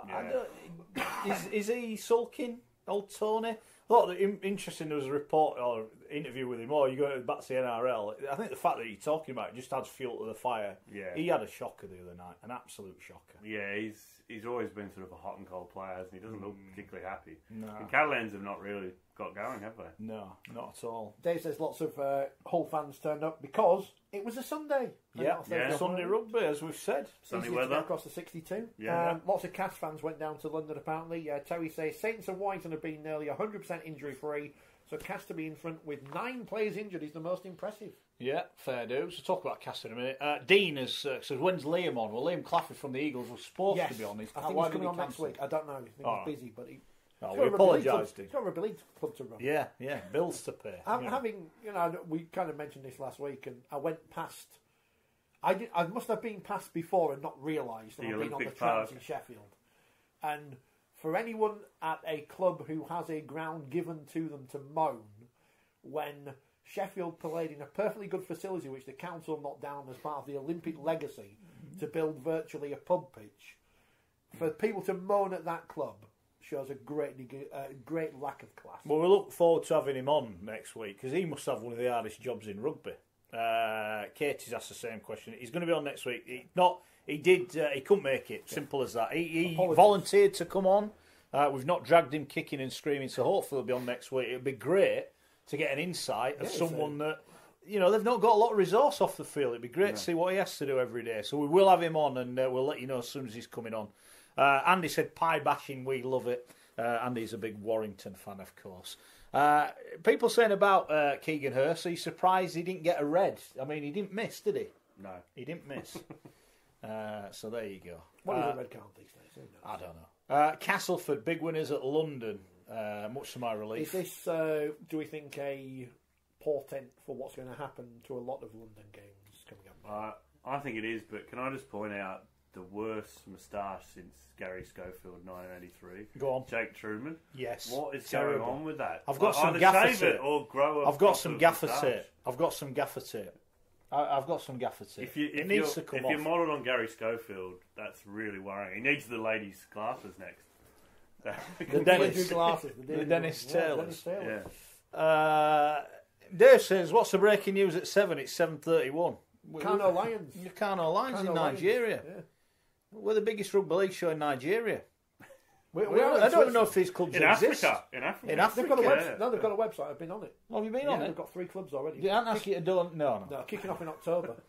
Apparently, Junior Sal put in a shocking challenge at the weekend that should have seen a red card. I've not seen it. Have you seen it? Yeah. Was it as bad as everyone's saying? I think Steve says it was a shocker. I think it should have been at least a yellow. Well, he's not on the list. Yeah. He's not on the list. This is the people. This week, Nathan Mason, London, grade A trip, 0 matches. You remember when you used to get sent off for tripping people? No, you just kick him. That's right, lads. Ratu Nalago, grade A contact with a match official, 0 match penalty noticed. Right. Thomas Luluai, grade A dangerous contact, 0 matches. Ooh. Joel Tompkins, grade D, refer to tribunal.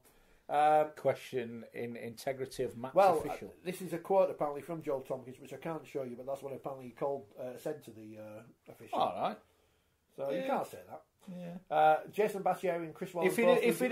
Despite the expletives involved in that message, the one word that isn't expletive, if he hadn't said that, he wouldn't have got done. All right, That's the problem. As long as he doesn't say it to a barmaid, I'm reasonably happy. Okay. No, Sam Tompkins. He ran into the ref, didn't he, the other night? Did he? He did. He got that was unfortunate. I mean, the ref didn't realise. He just basically shielded him. He was trying to make a cover tackle. I mean, yeah. All right. I think that would have been pretty harsh if he'd been penalised for that. Fair enough. Dave's now getting told off because he said, I didn't realise it was that. And the listeners are getting stuck into him, which is good. That's fair. Yeah. What do you think it would be on this programme? We don't get trusted with doing cup draws or anything. We don't get invited to anything anymore. No. We have been blackballed, haven't we? Yeah, that's why Phil's not in. He don't Phil's want to be associated with us anymore. Phil's trying to distance himself from us for now, but he's back next week. Yeah. Well, he better be over docking his pay. Officially, we are the biggest rugby league show in Nigeria. That's according to the Nigerian Rugby League. So that's good. Massive. Yeah. Yeah. He just killed someone on his bike. Just fallen off his bike, being run over by an articulated lorry. Taking over the world. Supposed to give him a warning. No one in this country likes us. We're going to take over the world. Massive in Pyongyang. Say all the things I've said today about the things that were said about Widnes in this week on social media. I think I've got. You've been building up for that, haven't you? I've got to go to a game on Friday. These people might be there, but just do what I do and just go sit in the press box. Yeah. Or do it at home. Do it at home off the telly if you want. I'm going to go see him at Horton anyway because he's the new host of Leeds Rhinos. He is. He's the host of Leeds. Yeah. What a gig that is! All those people who think he's a Warrington fan, they're going to get. Oh no. I know. Mind you, I'm getting his cast off, so that's not too bad. Oh, well done. And then you get mine, so it all works. Every round. There you go. We're all winning. You see, we're all winning now. Matt's got a new job. Everyone's winning. We're back in the game. We're all back in the game. Potential new market of 200 million listeners, says Nigeria Rugby League. Well, we'll add those onto the numbers. No one will know. Good stuff. Get them all downloading the podcast. Yeah. Subscribe on YouTube. That's it. Make sure you do it. Sid made a point on Twitter, as he does. Sid is a divisive character. I like him, actually. Yeah, I think he blocked me because. Did he? Well, someone moaned earlier that you blocked them. Yeah. You blocked them. It was something to do with Huddersfield, so I thought, it's not to do with me. Well, apparently I'm Andy Huddersfield, along with Andy Wigan, Andy Salford, Andy Holland. I can't remember who I'm not anti. Yeah. Sid was saying, why do Sky put Toronto on at the same time as every other team in the Championship and League One are playing? It's a fair point. I said to Sid, why does the Our League Up put games on at the same time other teams are playing as well? It's a fair point. With the TV game, and we've made this before, the TV game should be on its own. When the people going, there's 80,000 or there's 100,000, there might be another 20,000 that stood at a game, watching a game, who'd be watching that game. Yeah. It's suicide, really. I would have watched the Toronto league game, but I was at the Wigan LFC game. Yeah, but had it been on at 7 when you got home, you'd have watched it. We all would. It's crackers. Was that game going to be moved? Because there was... I know Lee sent us more emails than anyone else in Rugby League, apart from to John. They don't send them to John. No, I'm banned. I'm sure they said there was some discussion about whether the kick-off was going to be moved, and it wasn't, and it was still at 3 o'clock. So I don't know if maybe they were trying to move it for TV or not. I don't know. But this week, Tuesday, we're playing... Toronto at 3 o'clock on Sunday, so against two Super League games. It's going to happen again. Right, let's have a look at the Championship then. Toulouse, narrow winners at Swinton. Swinton a bit unlucky there. They were, they had a bit of a comeback, didn't they? Toulouse were in front, but Swinton just falling too short. Swinton bottom of the table. Swinton and Rochdale, the bottom two in the Championship. It's looking a bit ominous for those two. It is. It was always going to be. Because Rochdale, to be fair, signed some decent players, didn't they? I thought they might have done it. I mean, look, it's only 3 games in. Anything could happen, but they'll be disappointed with that, I think. They will. Lee, narrowly beaten by Toronto. I think Lee have been far better than I thought they would be thus far. I know you're not allowed to go to Lee, but they're doing all right, aren't they? They're not for a new team, and that's what they are, being thrown together. Granted, they've got some very good players in their new team, but they're doing all right, aren't they? They are. And quite surprising, your team, Bradford, just every time they play York, it's the bogey. I know. Bogey team. I know. That is not a good result, but good win for Toronto. I said it last week. I don't think Toronto will lose a game this season. I think they will lose a game, but I think they'll be far, particularly with Widnes' situation there. I can't really see anyone challenging them. I think Toulouse have started slowly, haven't they? Yeah, they've been a bit of a although 2 wins out of 2. You look now. We say this all the time, but there's a division within a division, and the 4 at the bottom of the Betfred Championship now are the 4 everyone would have picked. In fact, I'm going to say 5 because I'm going to include Dewsbury in there. well-run club, but they don't spend above their means. They're a well-run club. They just They are where they are in the standings. They're happy with that. They're fighting, you're probably punching above their weight. The bottom 5, after 4 games, or 3 in some, are the bottom 5 you would have in that division. What's the point in them being in it? That's where they will finish. I guarantee that. That's where those 5 will finish. What's the point? come watch Rugby League. What's the point? No, but it's like they're So not going to. How are they expected to beat teams that have got far more money with them? Then it's just Anthony Mullally and Ashton Sims were playing Super League, weren't they? And a lot of John Wilkin, Ricky Latelli was playing in the NRL No, week in, week out. Now he's playing against the field Toronto. with the slope in front of 300 people. exactly. He came across well on the telly because there was a bit of an atmosphere because Lee obviously hates Toronto. Yeah.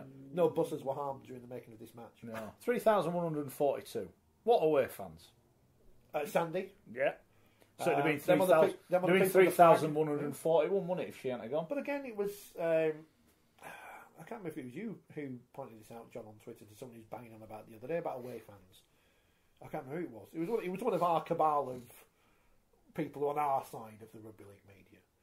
He was saying, Don't be falling out with them. right? Oh no, we like our side. We're like the independent group we are, but we don't. You know. That's, I was just Well, someone said we are like the Labour Party, so that's why Scotty and Phil have buggered off. That's why I was just going to interrupt, Rich, because I found myself agreeing with Rod Studd the other day. And I Oh, was a bit like, whoa. yeah, I know. Have you got any of them tablets? He's the Yeah, Nick I've Clegg. got it in tab. He's I know, Nick I Clegg know. from that election a few years ago. He's won.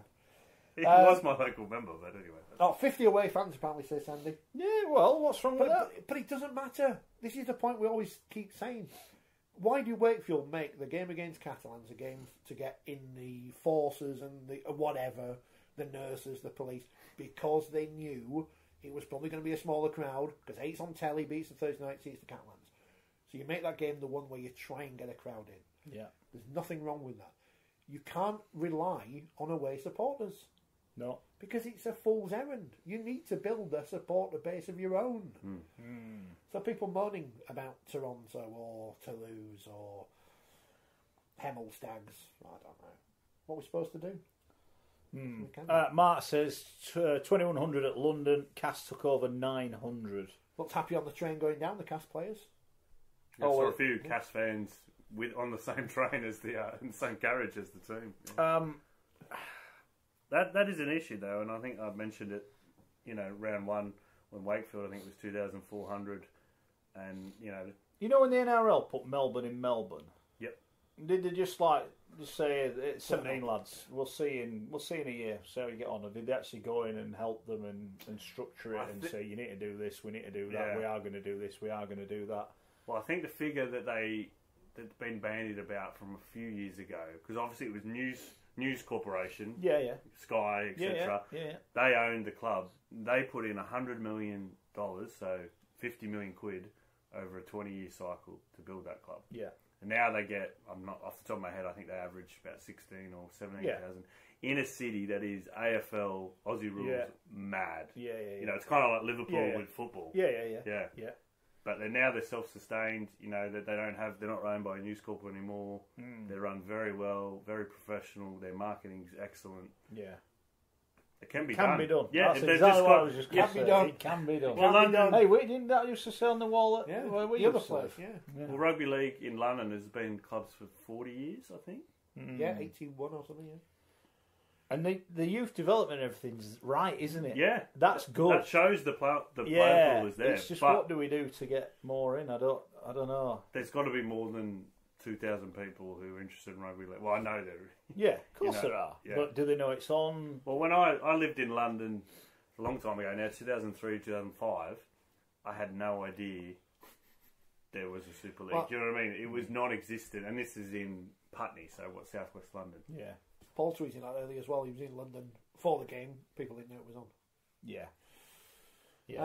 Are Toulouse underperforming this year, says Dave, or did they play better than they should have done last year? I don't know. I've not seen them play yet, but it's a good question.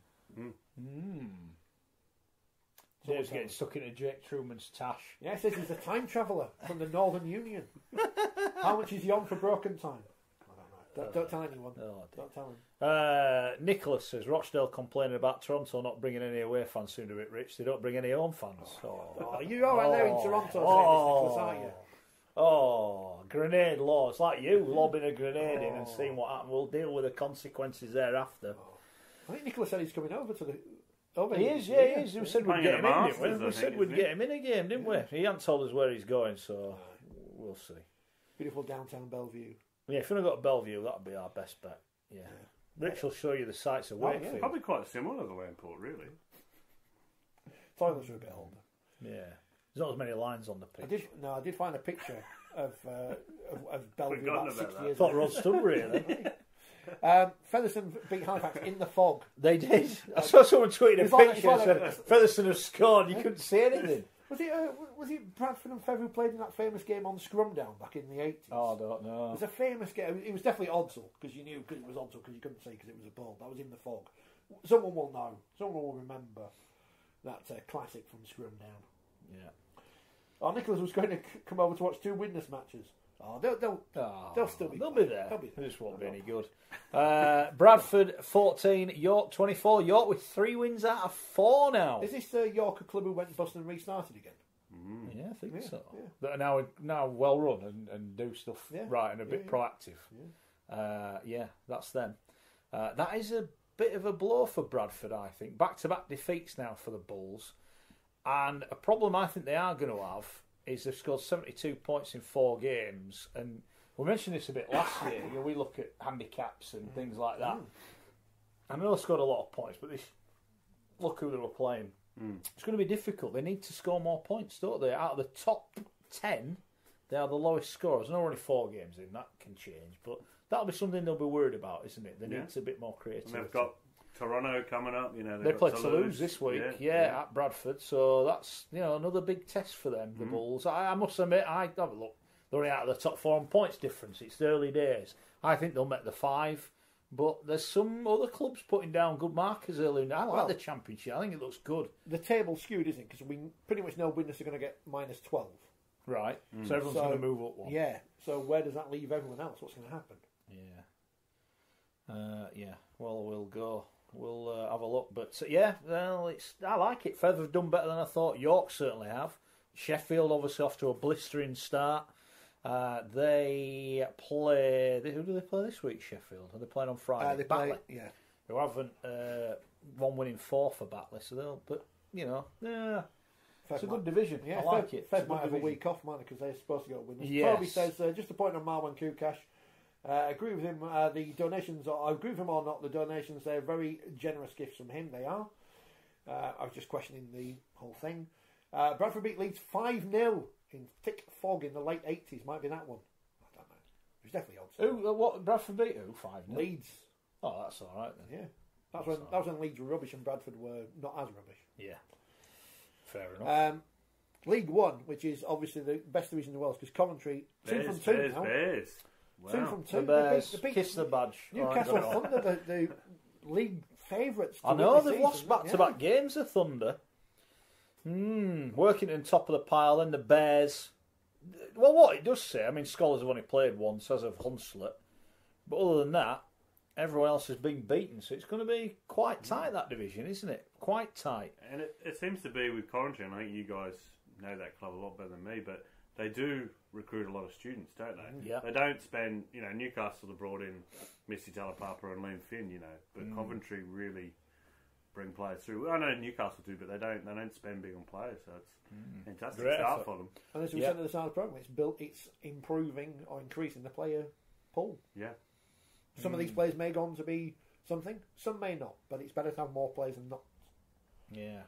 Good win for Hunslet at Doncaster. Doncaster had that good win last week, beaten at home, 20 points to 18. But I think that's a sign that division is going to be really tight this year.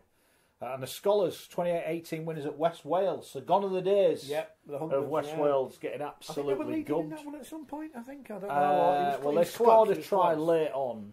I think they might have been. The Scholars scored on 57, 62 and 72. So, yeah, they will have been. I was following the score on Twitter and it seemed like it was a close game. And you can tell that the people tweeting for West Wales were desperate to get that first win. Some party when they get a win. Oh, we all want it to happen. Yeah. Fair enough. We support everyone. We want everyone to be successful. Not everyone can be successful. It's sport. Not everyone can win. They do. It's not school sports day. No. We all get a badge at the end and say, "Well done, everybody. Haven't we done well?" Yeah. No, people think It's life. It is. what they think it is. We better do our predictions this week. Yeah. Has the legend done his in the paper, or is it I put don't on know. I'm social going to media? have to get it from Matt. Do we have to go? 7. Well, I forgot to do that last week because I've been promised I would have stuck Lane Goodman up. I'll pop his head up this week. Right. We shall start then with our. So feel free to tweet yours in as well. Feel free to tweet yours in. What we should do is, because the legend has blobbed today because he's ill apparently, having overindulged at Odsall yesterday. That's what I've been told. We should let the listeners do his predictions. That's what we should do. Well. The listeners can do his. You predictions. have overtaken him in the league, by the way. Right. What's the standings? Well, I'm on 46. You're Right. on 42. So you've got spot on the Salford tip. So you said Salford by 2. If I went for bloody Catalan though, didn't I Yeah. last week? Yeah. You on the tip and I went for Wakefield. Madness. And and this goes on 41. All right, very good. Right, John, Salford against St Helens. Both teams on 6 points, so the winner will be top of Super League on Thursday night. Who's it going to be? I think it's going to be a lot closer when they played last time when St Helens won by put 60 on them. Yeah. But no, I think St Helens just look far too good. I think them by 12. I think they're really moved on from last year. Alex Walmsley, such a boost to have him back. Those 2 tries. Well, I think that was the argument against them at the end of last year was that their forward pack might have been a bit too small or overpowered. But you put Walmsley back in there. I think St Helens for me. Well, Jeff has messaged in. He's gone for Saints. Saints by how many, Jeff? And you can pick for Gary. So you're going there. What are you going, Rich? Salford Saints. I'm going to go Saints as well. But I do think it'll be very close. We like Salford. We like the way they play. We actually got thanked for being nice to Salford the other day. We did, yes, nice. we did. We don't want to be banned. So I'm going to go Salford by 8. You know when we made that A-team thing when we moved? Yeah, we said with the A-team hiding out in the North Leeds Underground. That is actually going to happen, isn't it? We won't be allowed in anywhere. We'll be like the A-team when they turn up with the false beards on and the sunglasses. That'll be us going to games. See, I've got to go to Leeds on Friday. I'm going to get in there. All Leeds are we? Yeah. I like Leeds, obviously. I was sat next to Phil the other day. Never mentioned it. No. We'll be all right. We'll be all right. Just no cheering, no crying when Wakefield win because you do get emotional. Johnston. Yes, that's it. I'm going to Salford by 8. Saints by 8. Sorry. By 8. I'm going to go a little bit more. I think Saints by 14. I think it'll be really tight, but I'm just with you. I thought Saints they've just got that little bit of an aura about them at the minute, and with the best will in the world. That's a massive win for Salford last week. They've got bigger fish to fry. They'll give it a good rattle, I'm sure they will, Salford, but I think Saints, just at the moment, will have too much. Toby said he's going for a shock Salford win. Dave's going for Saints by 12. So all around the same ballpark. Okay. There. Fair enough. Castleford Hull Cats on Friday night at the Jungle. Castleford have been really, really impressive. I think, I didn't think with Luke Gale not being there, they'd struggle a bit, but they've undefeated, looking very, very good. Smashed London. I think beat Hull KR by 10. 10. I think Hull KR, they're a good team, but I think Cass at home, they've got a bit of a momentum about them as well. I've gone by a bit more. I've gone Cass by 16. I think they're just a few more scores better than Hull KR at the moment. At home, yes, I know they've got their injury problems, but obviously Jet Jim is Tash. If someone at Cash should the make new Scully. Well, they need to get T-shirts with it on, don't they, and get them sold in the club shops. Right while the iron's hot, as we say. Yeah. So Cass by 16. Well, Karen has gone Cass 20. Luke's Cass 22. Mark Cass by 14. Another Mark Cass by 18. I'm going to go Cass by 36. I think this could be a tucking up this week. That's a Scully type prediction. No, it's not. Nothing. Hull KR will win the majority of their points at home. On the travels, I'm not as convinced. That's a bad defeat for them last week. That is a bad defeat. 22 to 8. Yeah, that's a bad defeat. I could be miles out with that. I've just got a feeling Cass might. they won by 40, granted against London, but London pushed Hull KR close the week before. Yeah. And Castleford looked quite... I almost felt casting it out of second gear, if I'm brutally honest. Yeah. I just think at home, weather's pretty good this week. Might be wrong. Cast 30, what did I say, 36? 36. Yeah, I'll go for that. Leeds against Wakefield. It's a really tough one. Be careful. Richard's quite emotional this week. Be careful. Steroids. He's on the roids. I think now that the monkeys off Wakefield's back, they'll start picking up wins. They were my tip to finish 5th. They disappointed me in round 1, but on the other side, Leeds starting to hit a bit of form. First game back at Headingley after a long time. I think Leeds by 4. I think the emotion of the South Stand, because it's back now. So as you remember when it closed, and that was the end of Leeds. And it was very sad. It was, but now it's back. And a new era of legends. There you go, you see. Someone gets knocked down one day, it's back the day after. Who knew? And I think Leeds will win. But only because I'm kind of thinking, I'm using reverse psychology on this one. And I've gone Leeds by 2. And it's to be 2 Richie Marler drop goals. Because after Marc Sneyd won this week, Richie Marler next week, so we may never see him again. Remember when he missed that drop goal last year that cost me all that? Yeah. So Sneyd's the Iceman, Marler's the... By the way, anyway, in interest of fairness, at half-time last week, the legend, he tweeted out how well they were playing, and he actually said to me he's playing really well. So he did... That's a fair effort for someone who doesn't know how to use Twitter. Yeah, it is. Yeah.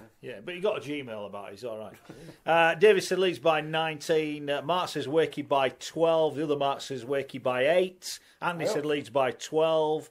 Wakey by 12, says Dave. That's the call. I've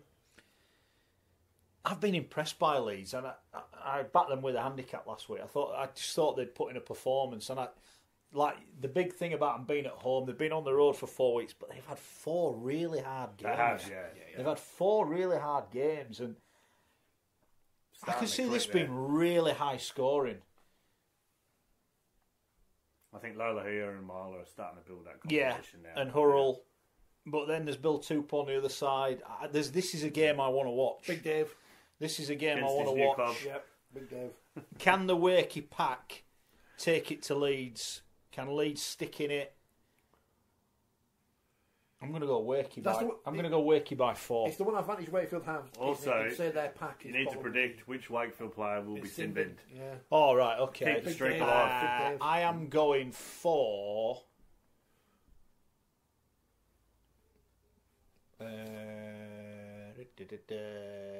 Ben Jones Bishop. Sin bin for holding down. Who are you going for? Big Dave. Big Dave? Because he's the hero of the Wakefield fans anyway. Who? Hampshire? Yeah. Okay. Catalan against Warrington. This is a decent game. This is an interesting one. The Dragons Saturday taking on Warrington. They're always tougher in Perpignan, but Warrington just really, really impressed me. I think they're, I think it is their year, and I think they'll keep the undefeated run alive. Warrington by 8. I've gone Warrington by 6. I think it'd be another tight game. Catalans haven't quite hit the straps yet, have they? I know they beat Huddersfield, but they're a new Hull now. So I will take Warrington by 6. They are probably the most consistent team. I'm going to borrow the legend, and I'm going Warrington by 7. I can put your head on Len Goodman if you want. You can do. Lots of people. Karen's gone Y by 12. Jeff Y by 22. Dave Y by 16. Mark Warrington by 8. And Luke says Y by 18. Benny is back. Another Mark says Y by 10. Sorry, everyone's going for them. Andy's invited Nicholas to Warrington if he can't go to Widnes to watch a game. I think Nicholas is bringing his whole family. So that could be an expensive offer from Andy. But hey, I'm sure we'll take care of him one way or another. I thought Luke meant Ben Westwood. It might be Ben Curry's back. I didn't realise he was so close to coming back. All right. Toby, so that'd be a big boost. That'll be a good one. Well, they're playing already, and then you add him to the mix. He's a good player. Right, we go on to Sunday. Huddersfield against the informed Hull FC. Go on, Hull! Oh, faithful. I think the black and whites are back. Yep. They're back. They impressed me. What, like Roland Rat? I'm back. No, this rubbish anywhere John's else. got no idea. I've got no idea what you're talking about. The saviour of British television in the 80s. Yeah. No idea. I was impressed with them on Sunday. I think that'll give them a huge amount of confidence that they've slayed the King Kong on their back, and Huddersfield just quite average. Graham, So, Jeff, Karen all going Hull. Yeah, I think Hull by 12. 12. I've gone by 6 again, but I may be made to look foolish here because I think Hull. I know I said last week they ain't no good, but they weren't no good, and then Gareth Ellis turned up, and then they were good, and they beat Wigan. The saviour. And Huddersfield are rubbish. So apologies for Hull fans, but yeah, Hull by 6, probably more. Yeah, I go Hull by 10. Much to the delight of my Wakefield fans. Huddersfield fans. We'll upset all the Huddersfield fans who we upset the other week by saying they'd lose at Catalans and then they lost at Catalans. Yeah, I know. It's like people go, oh, they're all against us, written us off already. We get asked to pick a team who we think's going to win. You are very anti-Huddersfield on that. It's like a 50-50 choice. I've been threatened with violence by people who work for that I've club. hated them since they merged with Sheffield, in fairness. Stay classy. Yeah. Huddersfield Giants. Well, look, they've lost 3 out of 3, you know. And finally, London against Wigan. Can Wigan finally get off 0? Well, you were talking about the hard run that Leeds have had. So Wigan have played St Helens, Leeds, the Roosters, and Hull. Yeah. So I think they will be. Is that in London? In London. Yeah. Well, they go there every year to play the Scholars, don't they? They have the little jaunt down in the city. Andy said London by 6 with due one, he says. They are due one, but no, I think... He's been described as the big relegation game all night, so... I think Wigan by... It is a relegation playoff at the moment, along with Huddersfield. Yeah. I think Wigan by 18. They'll win that one. I've got a bit more. I've gone by 24, similar to Cass on Saturday. I think when you look back, and I generally watch the highlights of that game because I was working, but Cass looked like they didn't necessarily need to step out of first or second. Yeah, I think Wigan might be able to do the same thing. And again, it's no knock on London because we like London, but Wigan are the champions and they're the team who came up through the £1 million game. So I feel like we have to justify everything because everyone thinks we hate everyone. Well, just sod them. What are you going for? Wigan by 24. Right, okay. I think it'd be a bit tighter than that. I think London will put up a good... I think these are the games when London get up. No disrespect to Cass, which took a great support. I think these are the games the players will be wanting to prove themselves in. Jared Sam up against his former club. I'm going Wigan by 8. Yeah, I think, does that conclude the draw? It does, and that's it. That'll be up on social media, so you can all retweet it when we've got everything wrong. Yeah.